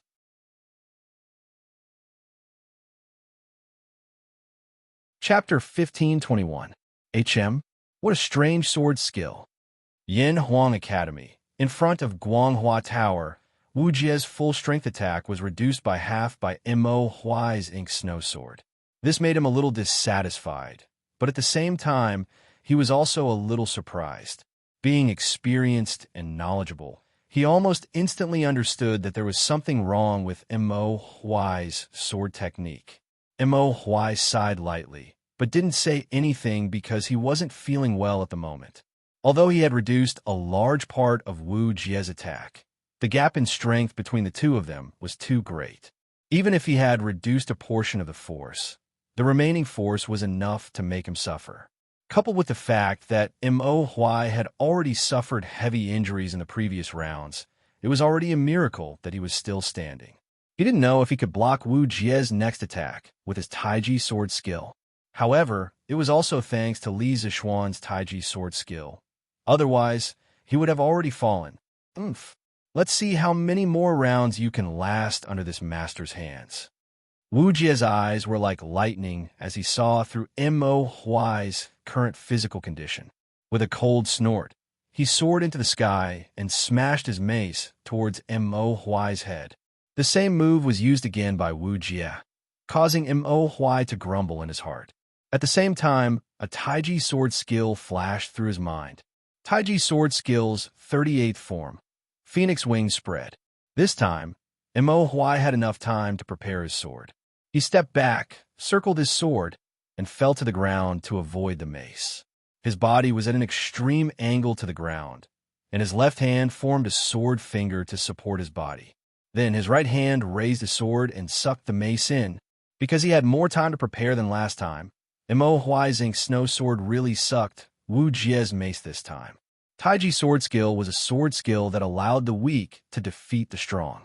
It had nothing to do with one's internal strength, but rather the depth of one's understanding of Taiji. Mo Huai being able to use the 38th form of Taiji sword skill to this extent proved that he had a very deep understanding of Taiji. Of course, this wasn't the end. Next, Mo Huai's entire body rotated 180 degrees around his feet, and with the force of this rotation, he soared into the air like a phoenix spreading its wings, carrying his mace and launching a probing counterattack towards Wu Jie. At the same time, Mo Huai also used the Mahis family's famous skill, Love Without Offense. The air instantly became stagnant, and the two sword techniques fused together. There seemed to be a subtle chemical reaction. The power of Love Without Offense became even greater, and the attack power of the Taiji sword, Phoenix spreads its wings, became even stronger. Wu Jie's eyes couldn't help narrowing. Of course, he wasn't afraid. Mo Huai's counterattack seemed ordinary to him. What he cared about was that this ant in his eyes was actually able to resist his attack. Mo Huai had switched from defense to offense twice. The first time was when he used Love with Impartiality, non-offense, and failed. The second time was when Mo Huai used Love with Impartiality, non-offense, and Phoenix spreads its wings. And he succeeded. For Mo Huai, such a record was something to be proud of, but for Wu Jie, it was a disgrace. To think that he, a dignified martial grandmaster, couldn't even defeat a small fish at the peak of martial grandmaster in 3 moves. If this spread out, wouldn't Wu Jie's reputation be ruined? Therefore, Wu Jie was furious. Roar! With a loud roar, Wu Jie poured all of his internal strength into his mace, and his whole body spun rapidly in the air. Soon, the mace was seized by Wu Jie again. At the same time, the majestic true qi gathered on the mace exploded, and the ink snow sword let out a mournful cry before breaking. Mo Huai was also sent flying by Wu Jie's counterattack. Pooh! Mo Huai slid on the ground for several meters before finally stabilizing his body. At this moment, he couldn't bear it anymore and coughed up a mouthful of blood. Wu Jie's counterattack had directly injured Mo Huai's internal organs. The situation on the battlefield was really changing rapidly. At first, Mo Huai was at a complete disadvantage, but later, Mo Huai used his Tai Chi sword and was finally able to barely resist Wu Jie's attacks. He even faintly turned from defense to offense and launched a counterattack. However, his counterattack failed. And in the blink of an eye, he was forced back by Wu Jie's super powerful internal strength and was directly injured. Ho ho, what other moves do you have now? After Wu Jie landed, he flashed and appeared in front of Mo Huai. He looked down at Mo Huai condescendingly and said in a hoarse voice, as if he was pronouncing Mo Huai's death sentence. Mo Huai looked at the broken sword in his hand with some sadness. He used all of his strength to stand up from the ground and said with a tragic expression, "My ink snow sword is broken, and the Mo family's great master is dead. Today, this old master will not rest until you die." "Huh, you overestimate yourself." Wu Jie sneered and swept the mace in his hand directly towards Mo Huai's chest. The ink snow sword in Mo Huai's hand was broken, so he definitely couldn't use it to block. He took half a step back with his right leg and drew a circle with his hands, starting the Tai Chi fist. He was going to use the Tai Chi fist to block the mace with his bare hands. Wu Jie's mace directly landed on Mo Huai's chest. Then, Mo Huai's whole body bent backwards, and his hands moved with the flow of true qi, guiding the mace to the right of his back. Wu Jie's killing blow was like hitting cotton, making him feel like he couldn't exert any strength. Who is so bold to cause trouble in Yanwang College? Quickly take him down. At this moment, just when Mo Huai was about to completely collapse, a group of Yanwang College guards, led by Mo Zhong and Mo Yun, finally rushed over after hearing the commotion. More than 20 college guards surrounded Wu Jie and Mo Huai. After seeing Mo Huai covered in blood, Mo Zhong and Mo Yun couldn't help but be shocked. They hurried forward to support Mo Huai and asked, "Great Master, what happened to you? Are you okay?" Mo Huai waved his hand and said, "Don't worry about me. This person is the Tujue's imperial teacher, Wu Jie. Quickly go down the mountain and deploy the troops. I'll hold him down here." In order to allow Mo Zhong and Mo Yun to carry out the order as soon as possible, Mo Huai forced himself to act as if nothing had happened. However, the fresh blood on his clothes had already betrayed him. Even an idiot would know that he was currently heavily injured. What? He's the Tujue's imperial teacher? Mo Zhong's eyes widened, a huge wave of shock surging in his heart. When he finally reacted, he hurriedly shouted at Mo Yun, "Mo Yun, go down the mountain and deploy the troops. I'll stay here and help Great Master deal with Wu Jie." Although he knew that he would undoubtedly die if he faced Wu Jie in the face of life and death, Mo Zhong did not hesitate to sacrifice himself to protect his brother. "No, big brother, go and deploy the troops. I'll protect Great Master." Mo Yun's eyes were red as he shouted crazily. Mo Zhong was flustered and exasperated. "Get out of here. Don't cause trouble here. Go and get reinforcements. Oof. None of you will leave the mountain tonight. You'll stay here forever." Wu Jie, who was standing on the opposite side, couldn't help sneering. Saying so, he no longer spoke any nonsense and directly raised his mace and smashed it towards Mo Zhong, Mo Yun, and the others. "Back off." Mo Huai used all his strength to push Mo Zhong and Mo Yun away, while he took the opportunity to pull out the long sword at Mo Zhong's waist and slashed at the mace that Wu Jie swung at him. Because Mo Huai's preparation time for this move was too short, coupled with the fact that he was seriously injured and his strength was much weaker than before, Wu Jie's attack landed solidly on Mo Huai's Moon Hall and sent him flying to the front door of Guanghua Hall. Terrifying. This kind of strength, in the eyes of Mo Zhong, Mo Yun, and the others, was simply shocking. In the past, Mo Huai was a god in their hearts, but now, the god in their hearts had been easily knocked down from the clouds by another person. This gave them a clear understanding of Wu Jie's tyrannical strength. Pung! Mo Huai fell heavily to the ground, sending up a cloud of dust, and could no longer stand up. Juzi! Mo Zhong screamed at the top of his lungs, then shouted to Mo Yun behind him, "Quick! Go down the mountain and deploy the troops, or else Juzi and I'll be killed by you." In order to get Mo Yun to agree as soon as possible, Mo Zhong had no choice but to threaten him. "Big brother, take good care of Juzi. I'll go down the mountain and deploy the troops." Mo Yun wiped his tears and made a prompt decision. He turned around and was about to go down the mountain when he was blocked by Wu Jie. "Oomph. Your opponent is us. Mo Zhong picked up the long sword on the ground and stabbed at Wu Jie without thinking. At the same time, he shouted to the people around him, "The Turkic state teacher has infiltrated our Yanhuang college. He must be up to no good. We Han people should work together to kill him. Brothers, go. Buy time for Mo Yun." Wu Jie was furious. He didn't expect that a weakling like Mo Zhong, who couldn't even be considered an ant, would dare to stab him with a sword. In his eyes, this was simply a humiliation.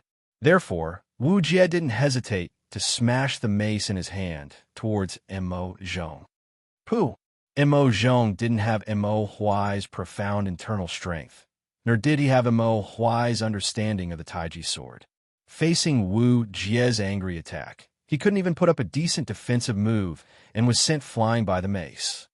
Big brother, Mo Yun, who had just run 2 steps forward, took a peek and suddenly felt like his courage was being torn apart.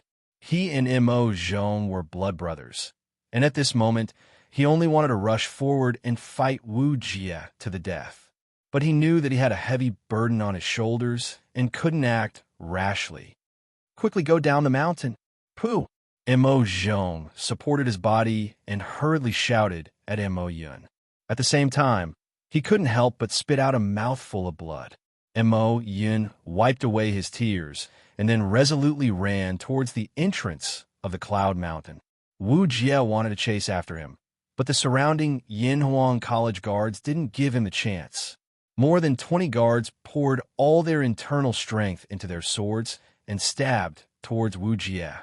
Even though they knew they weren't his match, they still didn't hesitate. Because their big brother had fought against the outsiders and was currently in a state of limbo, and when they saw Mo Huai and Mo Zhong knocked unconscious, the grief and indignation in their hearts couldn't be held back any longer. 23 sharp swords, filled with boundless true qi and surging anger, slashed towards Wu Jie from all directions. Faced with such a concentrated attack, Wu Jie had no time to deal with the escaping Mo Yun and could only focus on dealing with these ants around him.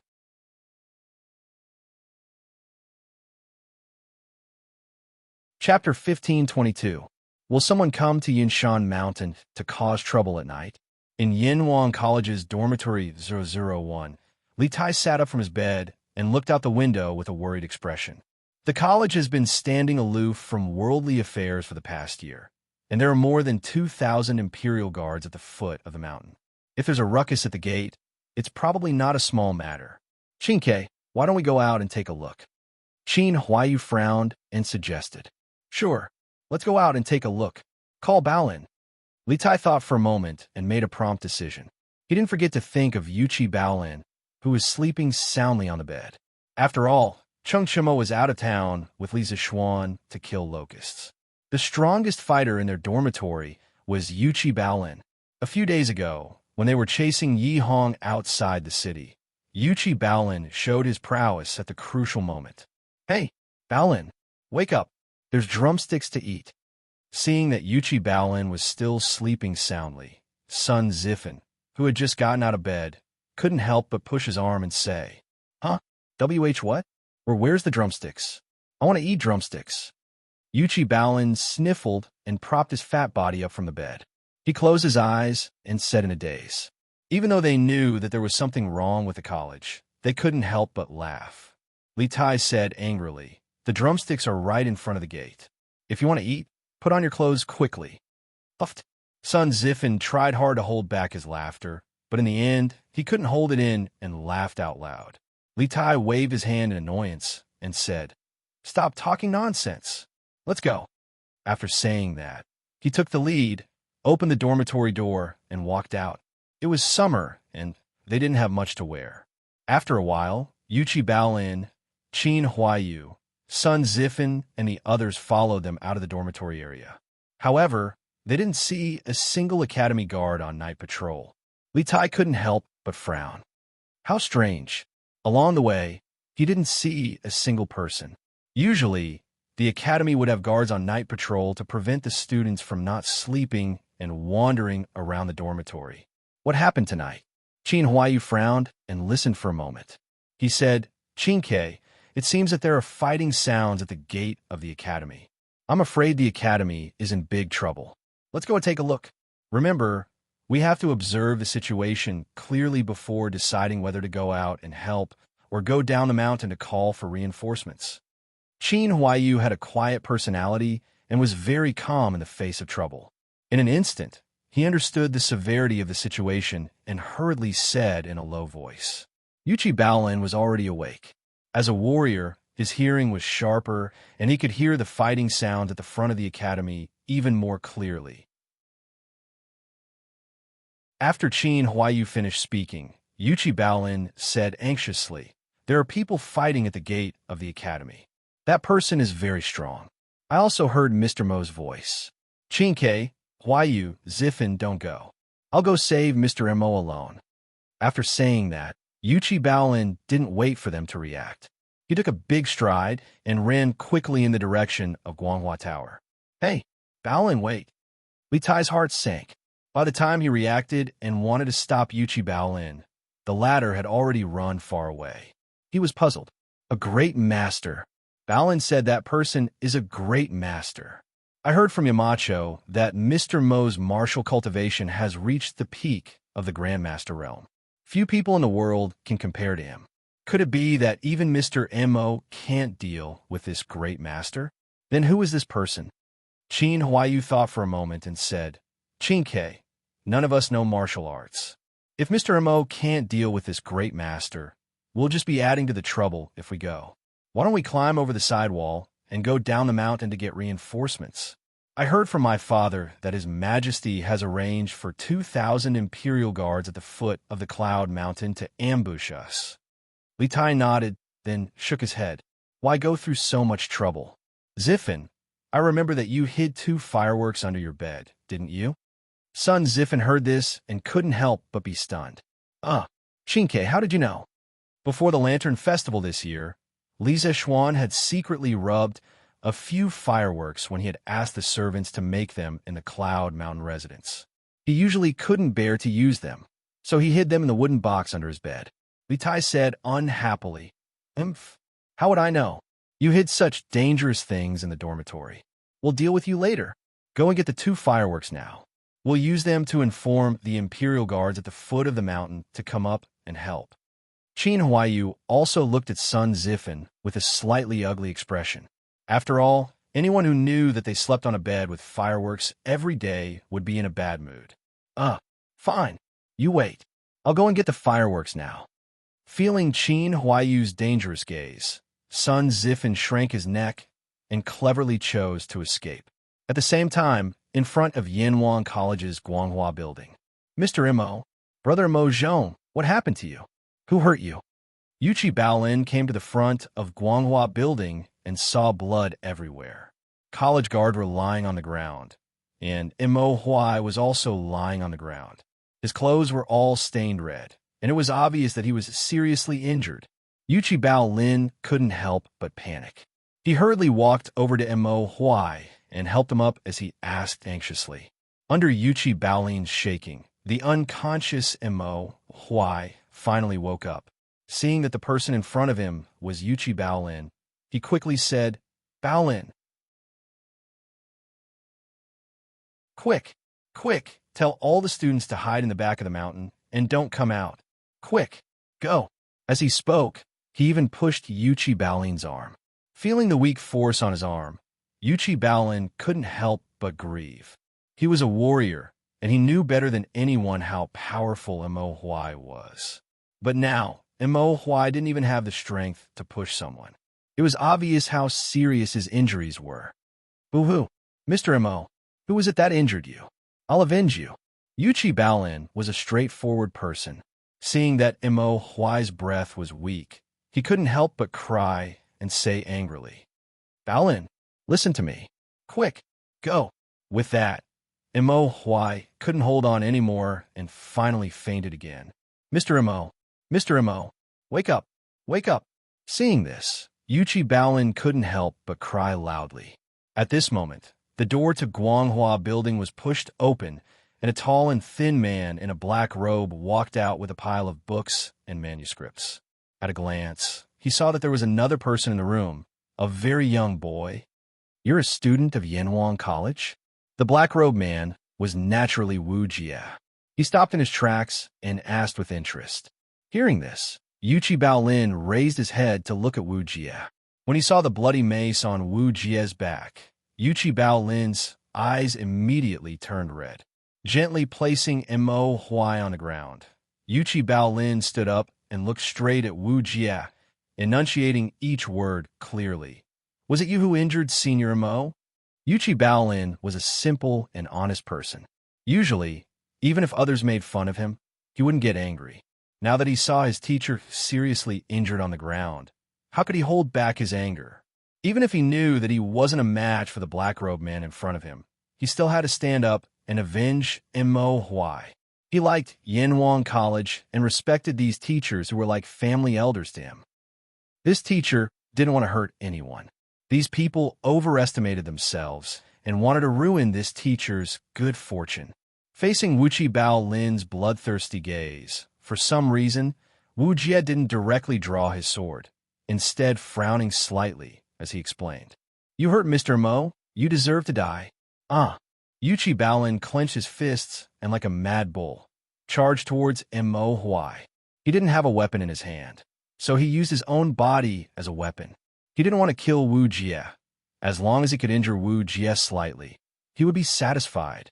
He knew that he couldn't avenge Mo Huai. All he could do was collect some interest in advance. Wu Jie frowned. He had many books under his arms, so he couldn't pull out the mace from his back, nor could he use any moves to block Yuchi Baolin's charge. In the end, he chose to do nothing and just stood there motionless, waiting for Yuchi Baolin to hit him. Because in his opinion, a little chi transformation cultivator wouldn't be able to break through his aura shield, even with his sword, let alone this Yuchi Baolin who didn't even have a single weapon in his hand. However, he had to admit that this student in front of him was really brave. Pong! In the blink of an eye, Yuchi Baolin arrived in front of Wu Jie.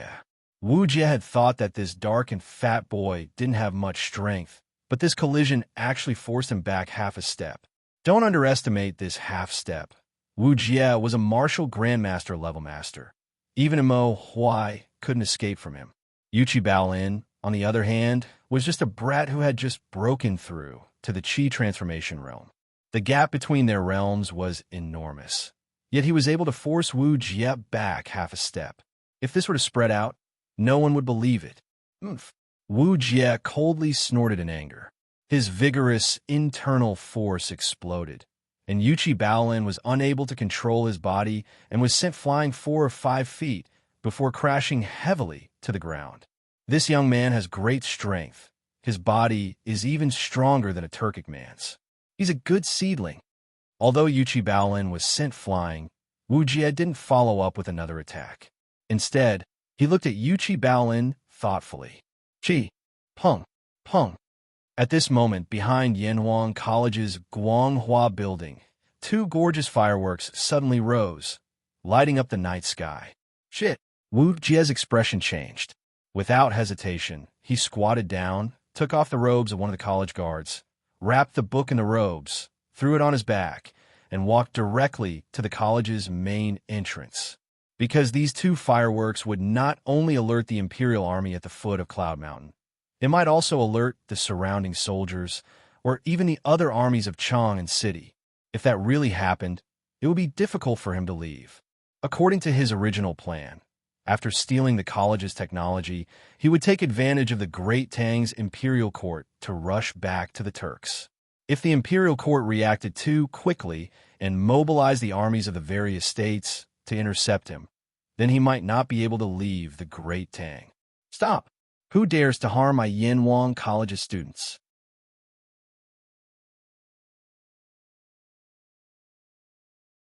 Chapter 1523. In the silent night, 2 fireworks exploded. Not only did it disturb Wu Jie, who was fighting with Yuchi Baolin, but it also woke up the Yanhuang College students from their dreams. The students originally thought that someone from the academy was secretly setting off fireworks for fun, but when they put on their clothes and came out to take a look, they immediately felt that the atmosphere of the academy was a bit strange. There were no guards outside the academy's dormitory, and some students could even faintly hear the sounds of fighting coming from the academy's entrance.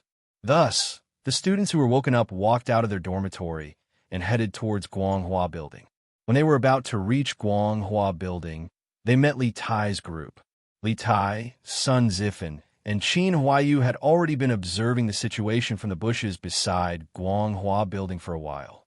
When they saw more students coming, they hurriedly had the students squat down to avoid being discovered by Wu Jie, because from their previous observation, they already knew that the black-clothed man in front of Guanghua Building was extremely terrifying.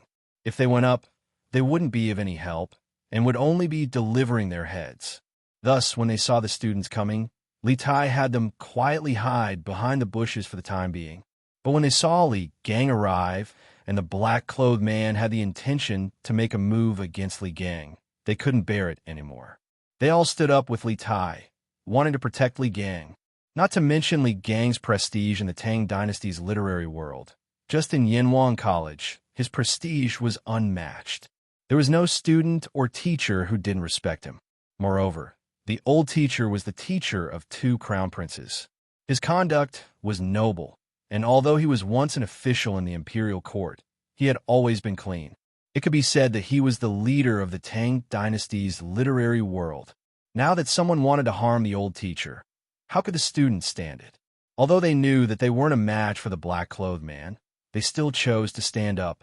They wanted to protect Li Gang, the respected old teacher, and protect Yanhuang College. Qin, quickly bring them back. Li Gang's weathered eyes were somewhat moved, but after a moment, he restrained this feeling and said to Li Tai in a stiff tone, "Umph." A bunch of kids still wet behind the ears and a white-haired old man. Yanhuang College wants to stop me with just these? Umph. Wu Jie looked at the 100 or so students who had just arrived, then turned to look at Li Gang, who was still standing tall and proud, and couldn't help but coldly snort. As his voice fell, his clothes fluttered without any wind. The surrounding students and Li Gang couldn't help but take a step back. This was Wu Jie releasing his qi. He wanted to shake off the people around him so that he could take all the technical information and leave Cloud Mountain as soon as possible, because at this moment, he could faintly hear the dense footsteps coming from the mountain path. He was afraid that if he didn't leave now, he wouldn't be able to leave anymore. If you want to leave Cloud Mountain, you can, but leave behind the bag on your back. Wu Jie was just about to take the opportunity to walk out of the gate when suddenly, a tower-like youth appeared in front of him. It was Yuchi Baolin, who had just taken a palm from him. "HM, you're still not dead? Get out of my way. Don't overestimate yourself. Otherwise, don't blame me for being impolite." Wu Jie was slightly surprised, but on the surface, he coldly snorted. "No, I won't let you. Even if you beat me to death, I won't let you." Yuchi Baolin opened his arms and said stubbornly. Finally, he turned to look at Li Gang and said, "Mr. Li, this Turkic imperial teacher stole many books from our school. You can't let him go." Li Gang's face changed as he quickly stepped forward and said sternly, "As the Turkic imperial teacher, you actually ignored the treaty between the 2 countries and snuck into our Tang Yanhuang College to steal books. Are you representing Xieli to declare war on our Tang Empire?" Li Tai and the other students were shocked. Only now did they realize that this black-robed man in front of them was the legendary Turkic imperial teacher. When they finally reacted, their backs were drenched in cold sweat. After all, Wu Jie was one of the world's 2 martial grandmasters and had a certain amount of fame. At this time, Wu Jie coldly snorted and said, "Humph. Ever since the Tang Empire's army killed our Turkic army, the 2 countries have been in a state of war, don't you know?" Li Gang was so angry that he laughed and said, "Shameless. At that time, it was you who took the initiative to violate the treaty and send troops to support Liangshi to fight against our Tang Empire. Now, you dare to make false accusations? You really can't tell right from wrong. No matter what, don't even think about taking away Yanhuang College's books and information tonight. So what if I want to take it away? With just a few of you, how can you stop me?" Wu Jie snorted and raised his foot to charge at Yuchi Baolin. "Oomph. If you want to take away the books of the academy, you'll have to step over this Li Gang's corpse." Li Tai shouted in grief and indignation. The books and information of the academy were the result of Li Zishuan and the teachers and students of the academy. Moreover, these books and information contain the technologies of powerful countries and powerful armies. If the imperial teacher of the Turkic Empire stole them, it would be an immeasurable loss to the great Tang. In addition, before Li Zishuan left, he had entrusted the entire academy to Li Gang. Therefore, the old teacher absolutely could not allow Wu Jie to steal the hard work of Li Zishuan and the teachers and students of the academy. He would rather die than let it happen. The old teacher would use his life to fulfill the responsibility on his shoulders. "Teacher Wenji, I'll fight with him." Yuchi Baolin strode forward and stood in front of Li Gang. "Protect Teacher Wenji." Li Tai also quickly stepped in front of Li Gang. "Protect Teacher Wenji." The other students followed suit and stood over as well. "All of you, get out of the way." At this moment, Li Gang pushed through the crowd and said, although his voice was soft, it was firm. Although the students were unwilling, they still involuntarily opened a path. Li Gang walked to the front of the students, his hands clasped behind his back. Facing the murderous Wu Jie, he showed no fear and righteously said, "This old master was originally a scholar, familiar with the 4 books and 5 classics, familiar with the records of the grand historian and the Book of Han. Writing nourishes one's chi. Reading poetry nourishes one's spirit. I only have a few plain clothes and no money. Only the hundreds of students are my greatest capital in this life. This old master respects the heavens and earth, respects morality, and fears the hearts of the people. You're just a barbarian martial artist. How could I be threatened by you? I know that my martial arts are high and I am invincible, but today I want to see what you can do to me."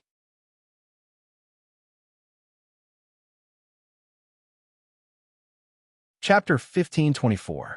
Thundercloud, Overlord Mace. In the open space in front of Yanhuang College, Wu Jie, who had been attacked by more than 2,000 Imperial Army soldiers, was finally enraged. The momentum around his body suddenly changed, and the mace in his hand began to glow with the light of thunder. A powerful and magnificent true qi exploded, and all the Imperial Army soldiers around Wu Jie were sent flying. At the very beginning, the mace was not called a mace, but a mace. This weapon had a very long history. It was a weapon with 3 sharp edges and 2 protruding parts. It was widely used in the Spring and Autumn period and the Warring States period. In the novel Water Margin, the fiery thunderbolt Qin Ming used this weapon to become famous all over the world. After sending several hundred Imperial Army soldiers flying, Wu Jie aggressively waved his mace and flew towards the 2 brothers, Dugu Xian and Dugu Feiying. To catch the thief, first catch the leader. Wu Jie was very clear that if he wanted to get rid of this annoying group of Imperial Army soldiers as soon as possible, he would have to cripple the top 2 fighters. Otherwise, if he tried to escape, he would definitely be pursued and harassed by the 2 masters, Dugu Xian and Dugu Feiying. At the time, he was still a little surprised by Dugu Xian's cultivation. Dugu Xian looked to be in his 20s, and a grandmaster in his 20s was considered rare in the entire world. He had not expected that besides the monster Li Zishuan, there would be such a character in the younger generation of the Great Tang. However, he was only slightly surprised. He didn't even put Moy, a peak grandmaster, in his eyes, let alone Diguexen, a rookie who had just entered the grandmaster realm. At this moment, dark clouds covered the dim crescent moon, and the night became even darker. Everyone could clearly see that the mason Wu Jie's hand was flashing with lightning as he viciously swung it towards Dugu Xian's head. "Big brother, be careful!" Dugu Feiying's eyebrows jumped as he hurriedly shouted. At the same time, 5 Xian Leaf throwing daggers flew out, locking onto Wu Jie's limbs and heart. In the past, Dugu Feiying could only use 3 Mystic Leaf flying daggers at the same time. But after a year of training, Dugu Feiying's flying dagger technique had improved by leaps and bounds. Not only could he use more flying daggers at the same time, the speed of the flying daggers had also increased.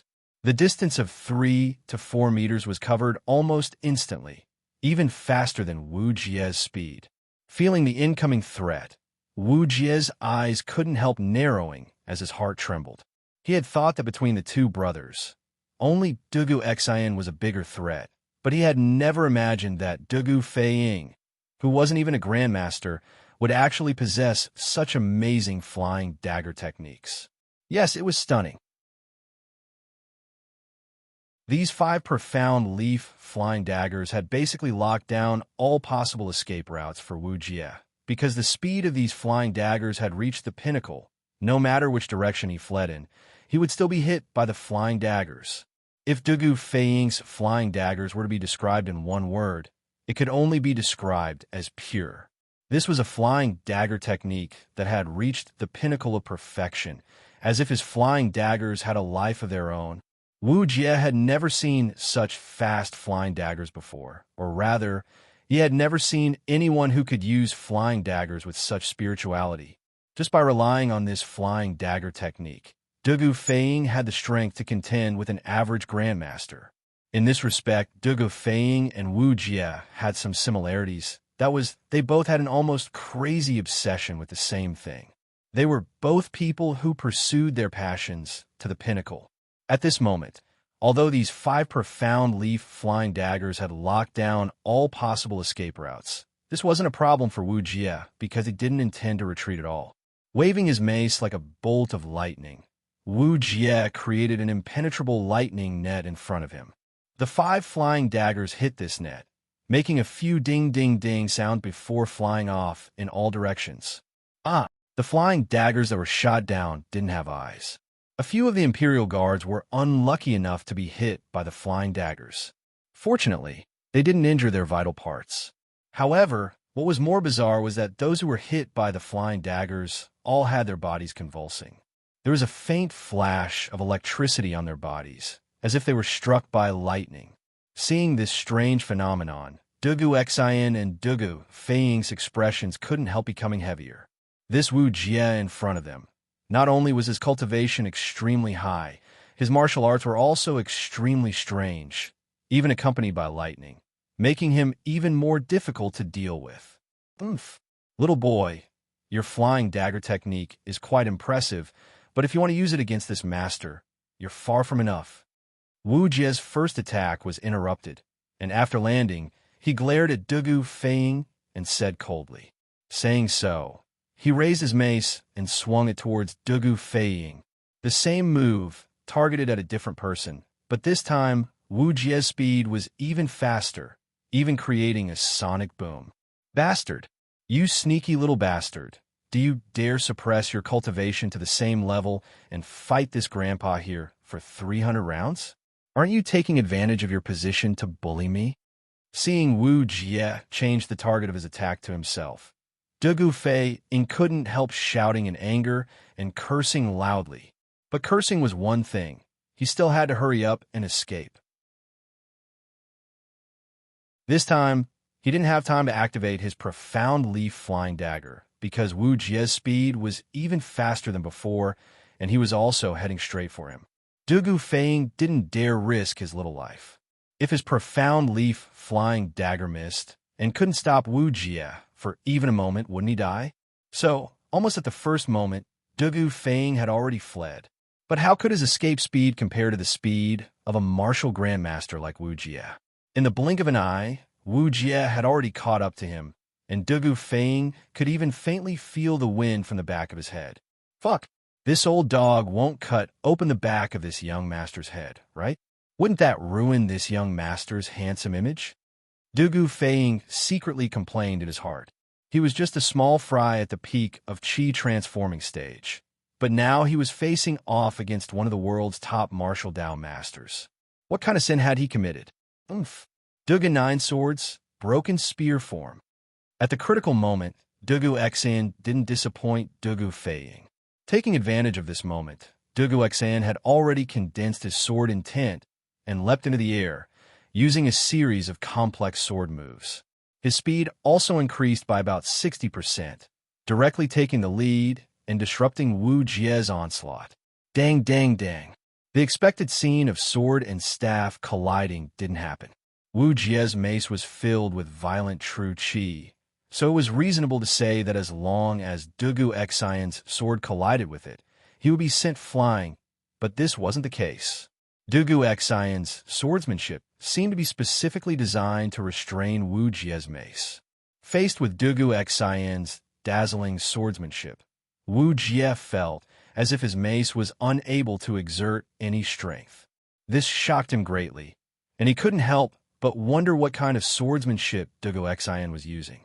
One had to know that the broken spear form of Dugu Nine Swords was specifically designed to counter all kinds of long spears, halberds, snake spears, chi mace sticks, wolf tooth maces, white candles, Buddha staff, shovels, and all kinds of other long weapons.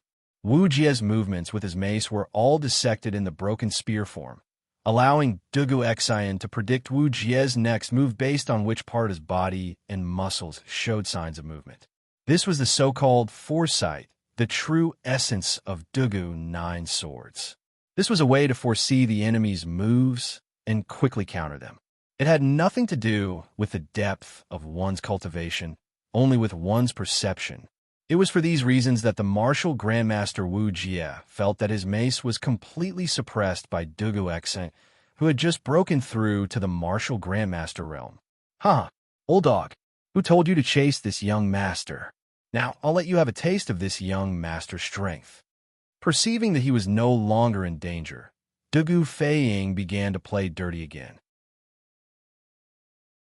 Not only that, but he also pushed his speed to the limit, circling the battlefield, and whenever he found a good position, he wouldn't hesitate to throw a few profound leaf flying daggers at Wu Jie. In modern terms, Dugu Xian was a melee tanker, while Dugu Feiying was a ranged attacker. Under the exquisite coordination of these two brothers, they were actually able to faintly resist Wu Jie's fierce offensive, but this was only temporary because Dugu Xian felt that he couldn't hold on any longer. Every time the long sword in his hand collided with Wu Jie's mace, he could clearly feel a bolt of lightning pass through his right hand. At first, he was able to grit his teeth and resist, but as the number of times he was struck increased, he was gradually reaching his limit. He felt that if he was struck by Wu Jie a few more times, his right hand would lose all feeling. Although Dugu Xian had suppressed Wu Jie in terms of moves, in terms of strength, Dugu Xian was directly suppressed by Wu Jie. After all, the difference in cultivation between the two was too great. Moreover, Wu Jie's true qi seemed to contain a trace of the power of lightning. This was simply too strange, something that Dugu Xian had never even heard of before. All soldiers listen to my order, continue to form the formation, and kill the Tujue imperial teacher. Taking advantage of the gap between retreating, Your Majesty, Your Majesty, there's an urgent report from Cloud Mountain. Late at night, Imperial Palace West Court. Zhao Song hurriedly arrived at Emperor Zhongxuan's bedroom in the Lizheng Palace, carefully poking his head inside and shouting. If it wasn't for an urgent matter, even if you beat him to death, he wouldn't have come here to disturb the heir and Emperor Zhongxuan's sweet dreams. After all, an emperor was also a person, and anyone who was disturbed while hugging their wife to sleep would naturally be angry. And once an emperor was angry, the consequences would be more serious. Therefore, in the entire imperial palace, basically no one dared to knock on the heir and Empress Zhongxuan's door at this time. Zhao Song was more senior, and in addition to the urgent matter, he dared to do so. After a long silence in the bedroom, Li Er's voice finally came. "What's the matter? Your Majesty, half an hour ago, 2 fireworks rose from Cloud Mountain." At first, this old servant thought that it was just a child playing around, but just now, General Dugu sent a messenger to Chang and City on a fast horse, saying that Yinhuang College was attacked by a great Grandmaster expert, and requested for your Majesty to send troops to help as soon as possible. Zhao Song said with a worried face. Dugu Exen, who was guarding at the foot of the Cloud Mountain, had received Ma Yun's report that the academy had been attacked by the Tujua Nation Master. He hurriedly led his men up the Cloud Mountain to rescue the academy. At the same time, he also sent 2 soldiers to Chang and on horseback to ask for help. Firstly, Dugu Xin had never faced a great Grandmaster expert before, so he wasn't sure if the 2,000 people he brought with him could take down Wu Jie. Secondly, the Tujua Imperial teacher, who was second only to one person, suddenly appeared near the Great Tang's capital. This could easily lead people to think that there were Tujua troops in other places nearby, so to be safe, Dugu Xin had to ask for help from Chang and City.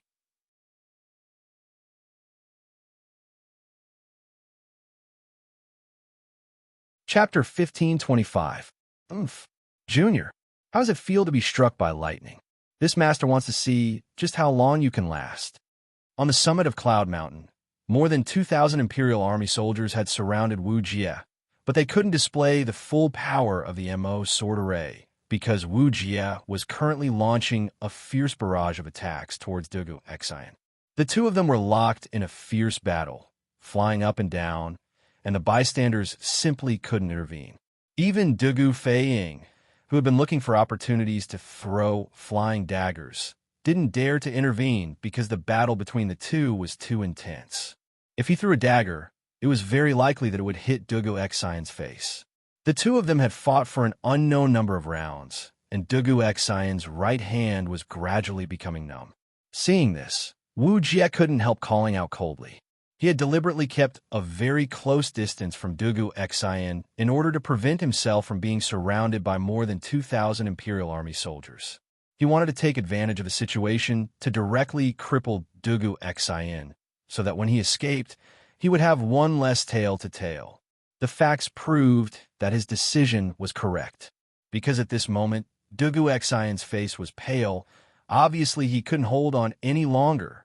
Dugu Xian pursed his lips and didn't speak because he really didn't have the strength to speak at this moment. In fact, with his martial Dao cultivation that had just broken through to the Grandmaster realm, it was already a miracle that he could last this long against Wu Jie.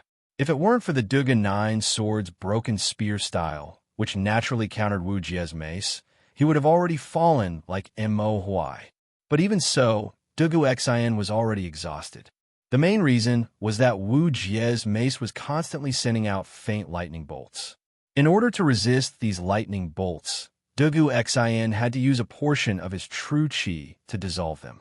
As a result, although the Dugu 9 swords didn't consume much true qi, the amount of true qi consumed to resist the lightning bolts was more than enough for Dugu Xian to bear.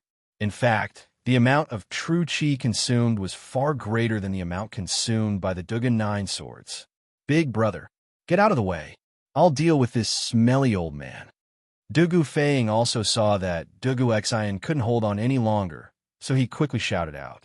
Dugu Xian Zhong smiled bitterly. If he could get away, would he have waited until now? Dugu Feiying, on the other hand, couldn't wait any longer. He knew that if he waited any longer, his big brother would either die or be crippled. Rather than that, he might as well give it his all. Perhaps he could turn a bicycle into a motorcycle. Ah, no, he could find a chance to live. At some point, Dugu Feiying had summoned 5 flying daggers into his hands.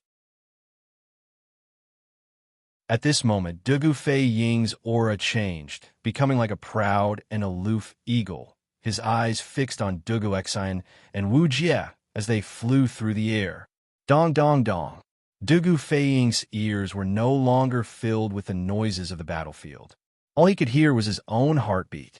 He blocked all the sources of noise from the outside world and focused all his energy, vigor, and soul, looking for an opportunity to cut into the battle. Now, suddenly, Dugu Fei Ying's eyes flashed, and the profound leaf dagger in his hand shot out like lightning towards Dugu Xin. That's right, it was aimed at Dugu Xin.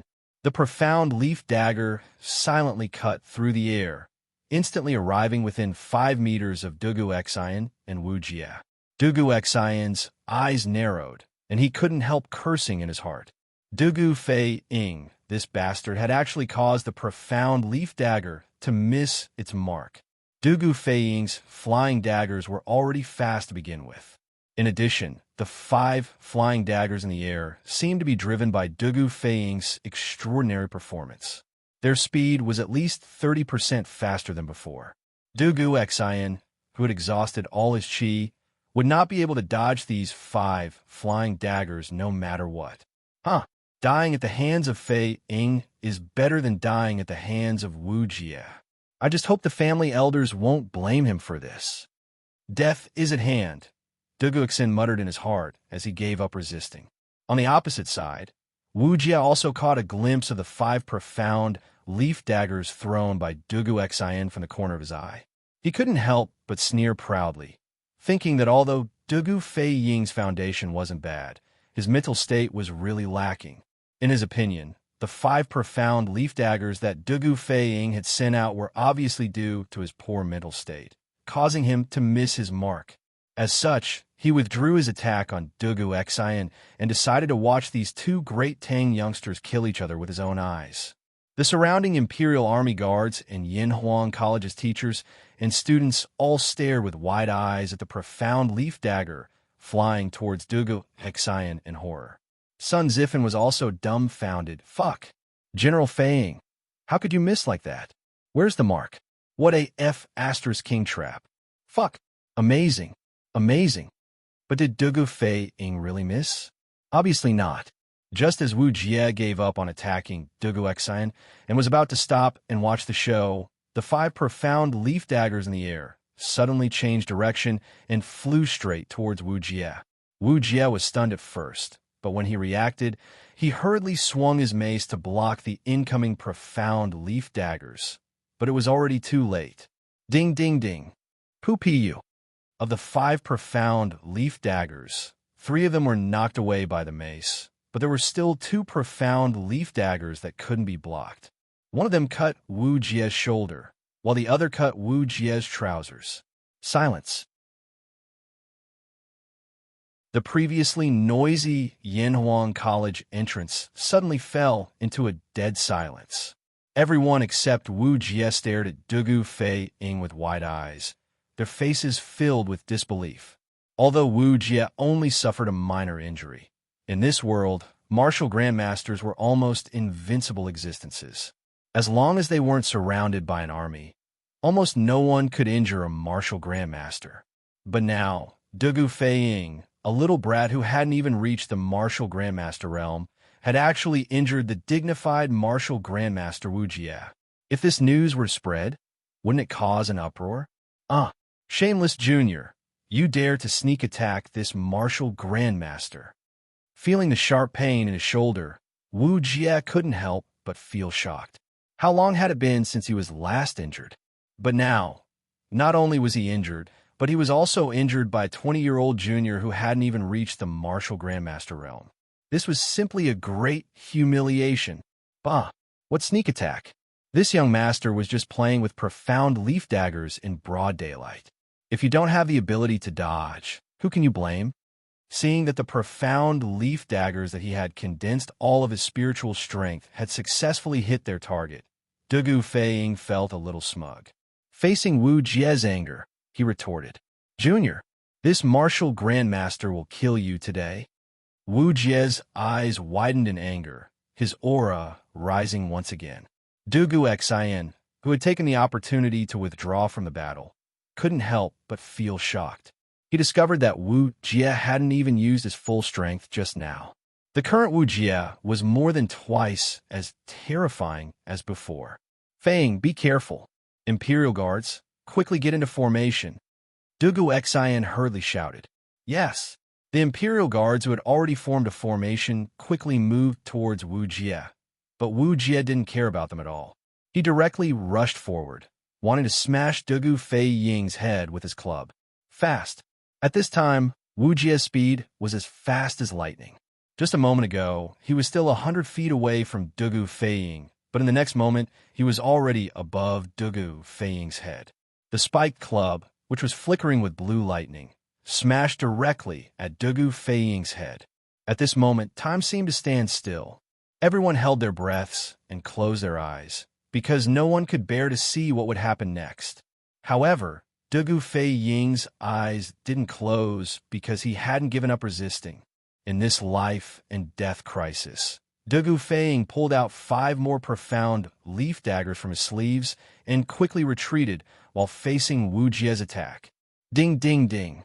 Unfortunately for Wu Jie, these hastily summoned flying daggers didn't pose any threat to him, and all of them fell to the ground. Wu Jie's mace still continued to swing towards Dugu Fei Ying. Pump. At this moment, everyone only heard a loud bang, and the ground beneath their feet trembled slightly.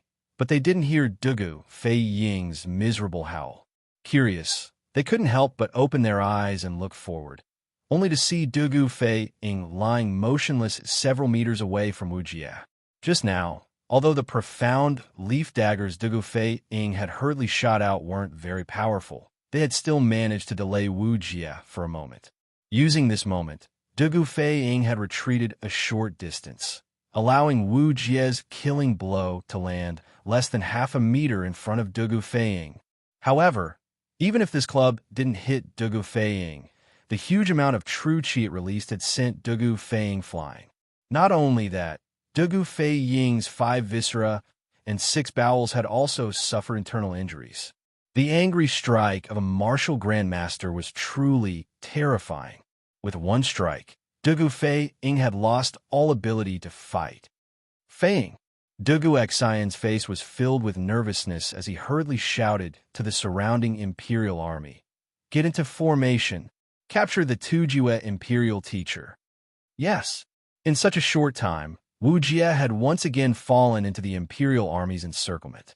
The MO sword formation was activated once again, and countless MO swords continuously slashed towards him, but they didn't cause him much pressure at all. This was because at this moment, without the Dugu brothers holding the line and launching sneak attacks, Wu Jie was completely at ease. Moreover, he didn't intend to fight to the death with these Imperial Army soldiers. As he fought, he retreated towards the edge of the formation. Don't let him escape. His bag contains the secrets of the Academy. At this moment, Yuchi Bao Lin shouted from the side. Saying so, he didn't stay idle and directly joined the battle. Huayu, Ziffin, you two stay here and watch. I'll go back to the dormitory and use the telegraph to inform the Yamacho. I estimate that we won't be able to hold the Tujue Imperial teacher back tonight. Li Tai suddenly said to Qin Huayu and son Ziffin outside the battle. Qin Huayu nodded and said, It's good to be prepared. Moreover, we should inform the Yamacho as soon as possible. Qin Ke, you go. Okay. Li Tai nodded and then turned to leave. On the other side, Li Gang stood outside the battlefield with the support of the teachers of the academy. The old teacher's face was filled with anxiety because most of the technical information hidden in the academy was in the bag on Wu Jie's back. If Wu Jie successfully escaped tonight, whether it was for Yanwan College or for the entire Great Tang, it would be an immeasurable loss.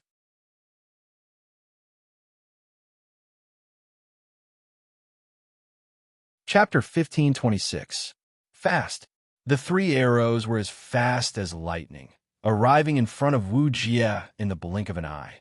Facing these 3 soul-stealing arrows, Wu Jie had 2 choices. One was to pull Wang Ji over to block the arrows for him. The other was to ignore everything and retreat.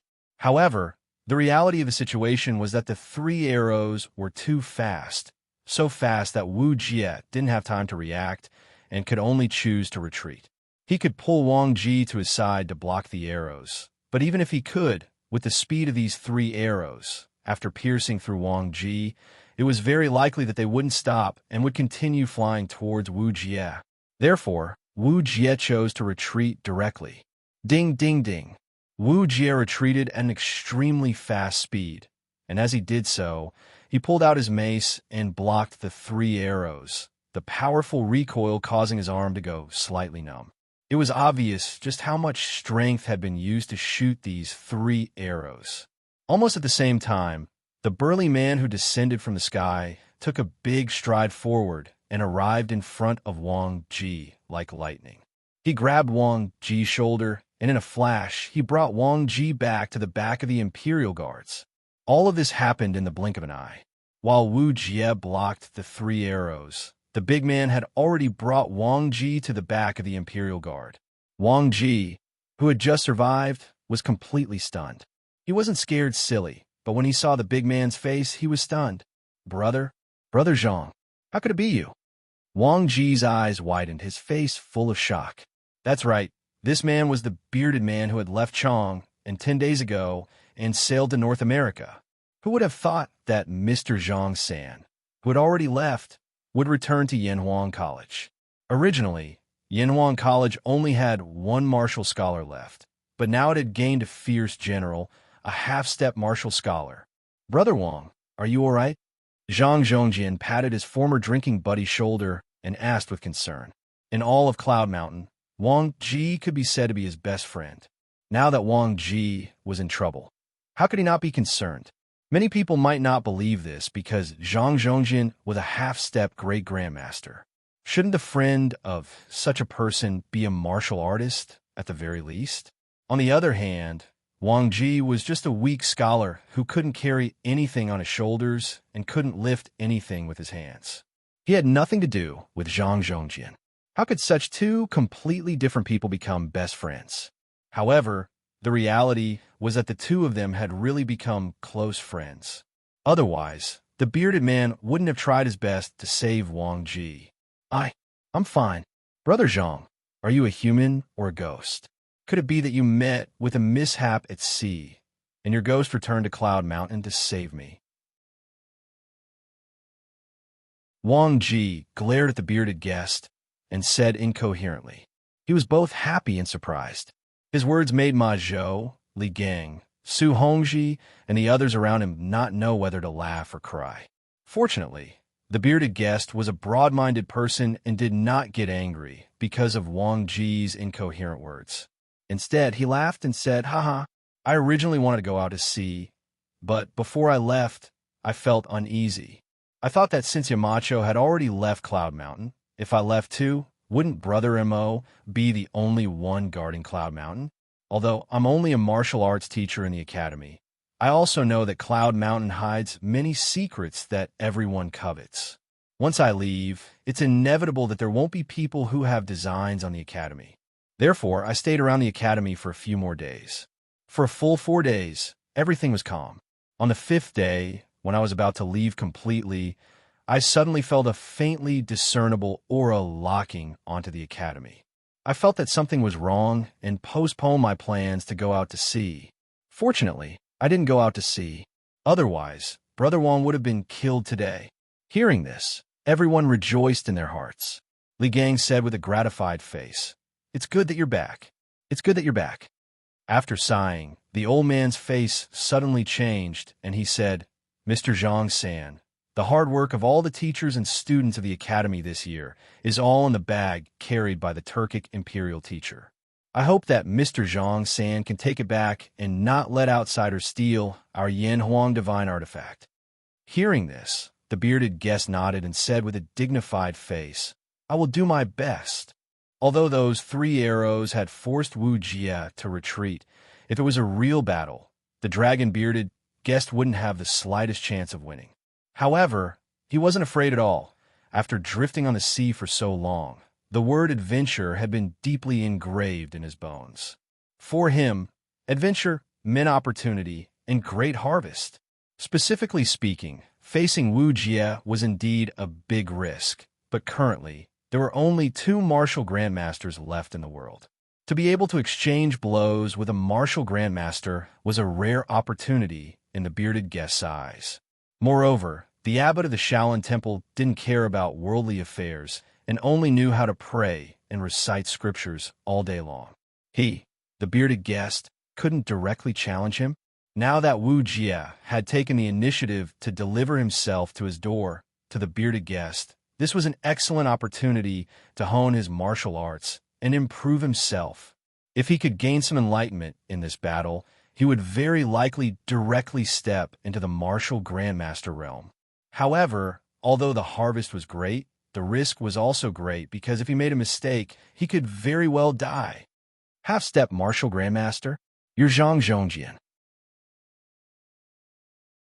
Wu Jie, who had just stabilized himself, couldn't help but raise his eyebrows and ask the bearded guest. Obviously, before attacking Cloudy Mountain, he had done a certain amount of research on the peak strength of Cloudy Mountain. It's this one.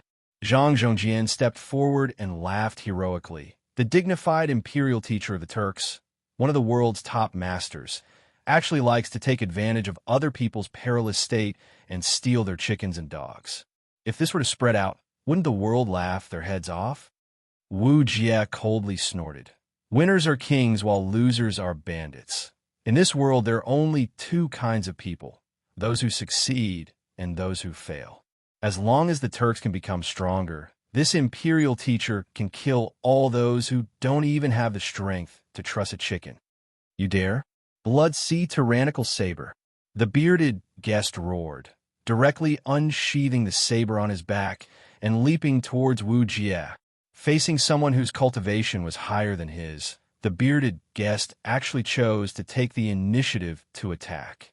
This kind of courage was truly something few people could match. Bold. Wu Jie was furious. Although the bearded guest's cultivation was higher than Mo Huai's, in the eyes of a martial grandmaster, he was at most a wolf that was slightly stronger than an ant. A small wolf actually dared to take the initiative to attack him. A fierce tiger. Wasn't this simply looking down on him? How could he possibly endure this? Thunder, Overlord Saber. Wu Jie raised his mace and roared, causing the clouds to change color. The mace carried an even more powerful chi and lightning as it fiercely smashed towards the bearded guest's saber. This was an ultimate collision of strength, without any fancy moves, just the most simple of head-on clashes. Tang! The saber and mace collided, and a loud metallic sound exploded in front of Yanhuang College, truly deafening. All the Imperial Guards and Yanhuang College teachers and students present couldn't help but cover their ears, their faces filled with pain. Immediately after, Wu Jie and the bearded guest were both pushed back by the powerful force of this collision, but the bearded guest only retreated 10 steps, while Wu Jie only retreated 4. In this first confrontation, the difference in strength between a half-step martial grandmaster and a martial grandmaster was obvious. Pung! The bearded guest fiercely stomped on the ground, and a deep hole appeared where his foot landed, but he finally stabilized himself. Whirlwind Wave Saber. The bearded guest, who was at a disadvantage, didn't have the slightest intention of stopping to catch his breath. Just as he stabilized himself, he once again activated the saber in his hand, and his entire body soared into the air. Together with his saber, he was like a rapidly rotating killing machine, rapidly spiraling towards Wu Jie's direction. This move wasn't a move that the bearded guest learned from saber manuals, but a saber technique that he created himself based on Li Zishuan's 9 Tai Xian sword's 4th sword, Wavebreaker. The two saber techniques were actually different methods of achieving the same result. They both relied on the powerful impact of spiraling rapidly to break through the opponent's defense. But to deduce a saber technique based on someone else's sword technique, it had to be said that the bearded guest was truly a martial arts genius. Something that others didn't even dare to think of. He actually succeeded. When this whirlwind wave saber was used by him, it looked even more powerful than Li Zishuan's 9 Tai Xian sword's 4th sword, Wavebreaker. Moreover, it was filled with an indomitable, domineering aura. The spectating Imperial Army soldiers and Yinhuang college teachers and students only felt a gust of wind in front of them, sweeping up all the grass and leaves on the ground. They had no choice but to close their eyes to prevent debris from being blown into their eyes by the wind. Chaotic Thunderbody. Perceiving that the bearded guest's whirlwind wave saber was indeed extraordinary, Wu Jie's face finally showed a trace of seriousness. He roared, and his shoulders and arms instantly bulged with strong muscles. What was even more terrifying was that his body was also suffused with a faint blue light of lightning. When everyone saw this, their hearts sank to the bottom of the valley. Even a fool could see that the current Wu Jie was even stronger than before, so strong that it made people feel despair. The most important thing was that up until now, no one knew where Wu Jie's limit was.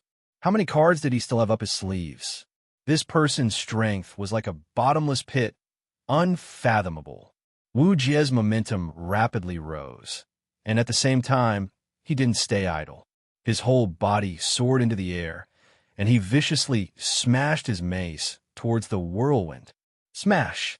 In Wu Jie's world, there seemed to be only one action, simple and violent.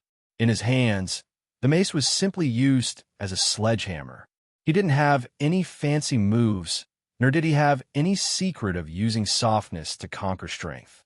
His world only needed this kind of powerful strength, so powerful that no one could resist. Pong! Another deafening sound rang out, but this time it was even more serious than the previous one.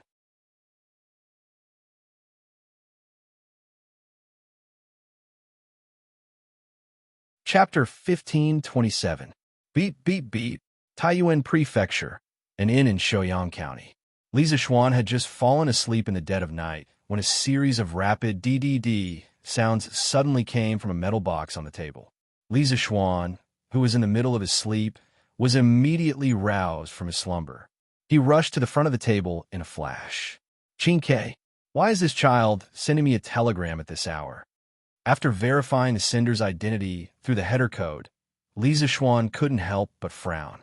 It was almost 11 p.m. at this time. In modern times, this time wasn't considered late. Many 996 coders hadn't even gotten off work yet.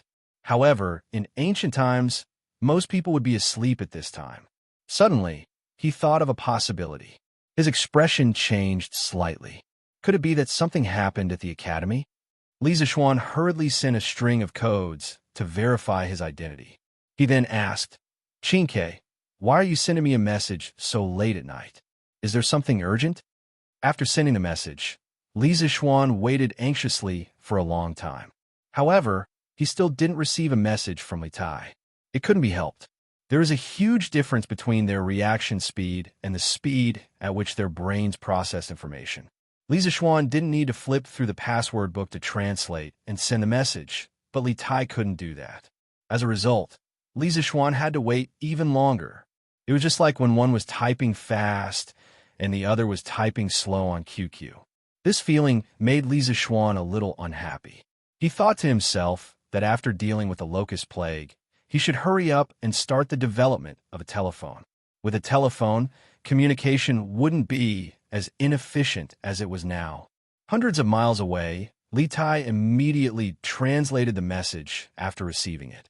Then, he hurriedly sent another message to the password book. Yamacho, Turkic State Preceptor Wu Jie attacked the academy tonight. Mr. Mo was seriously injured. The academy's guards also suffered heavy casualties. Mr. Li Gang suffered light injuries. Wu Jie stole all the academy's confidential documents.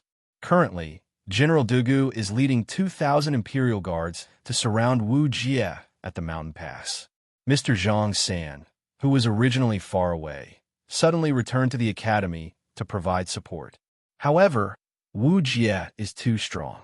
This student feels that the Yamacho's people aren't enough to stop him. Please return to Yunshan as soon as possible. Beep beep. After waiting for a long time, Li Zixuan, who was far away in Shouyang County, finally received a message from Li Tai. However, after translating the message in his mind, Li Zixuan's expression Turkic state preceptor attacked Yinhuang College at night and stole all the academy's confidential documents. Mr. Mo was seriously injured. Mr. Li suffered light injuries, and Yinhuang College's guards suffered heavy casualties. In front of Li Zishuan's eyes, a bloody scene appeared. He didn't really care about the academy's confidential documents. What he cared about were the people. Everyone in the academy was important to him. And Mo Huai was like that. And you were even more so. As long as the people in the academy were fine, those so-called confidential documents would be lost. As long as there were people, the Yinhuang Academy would be able to create things with a higher level of technology. In the past year, Yinhuang College had mainly developed basic science.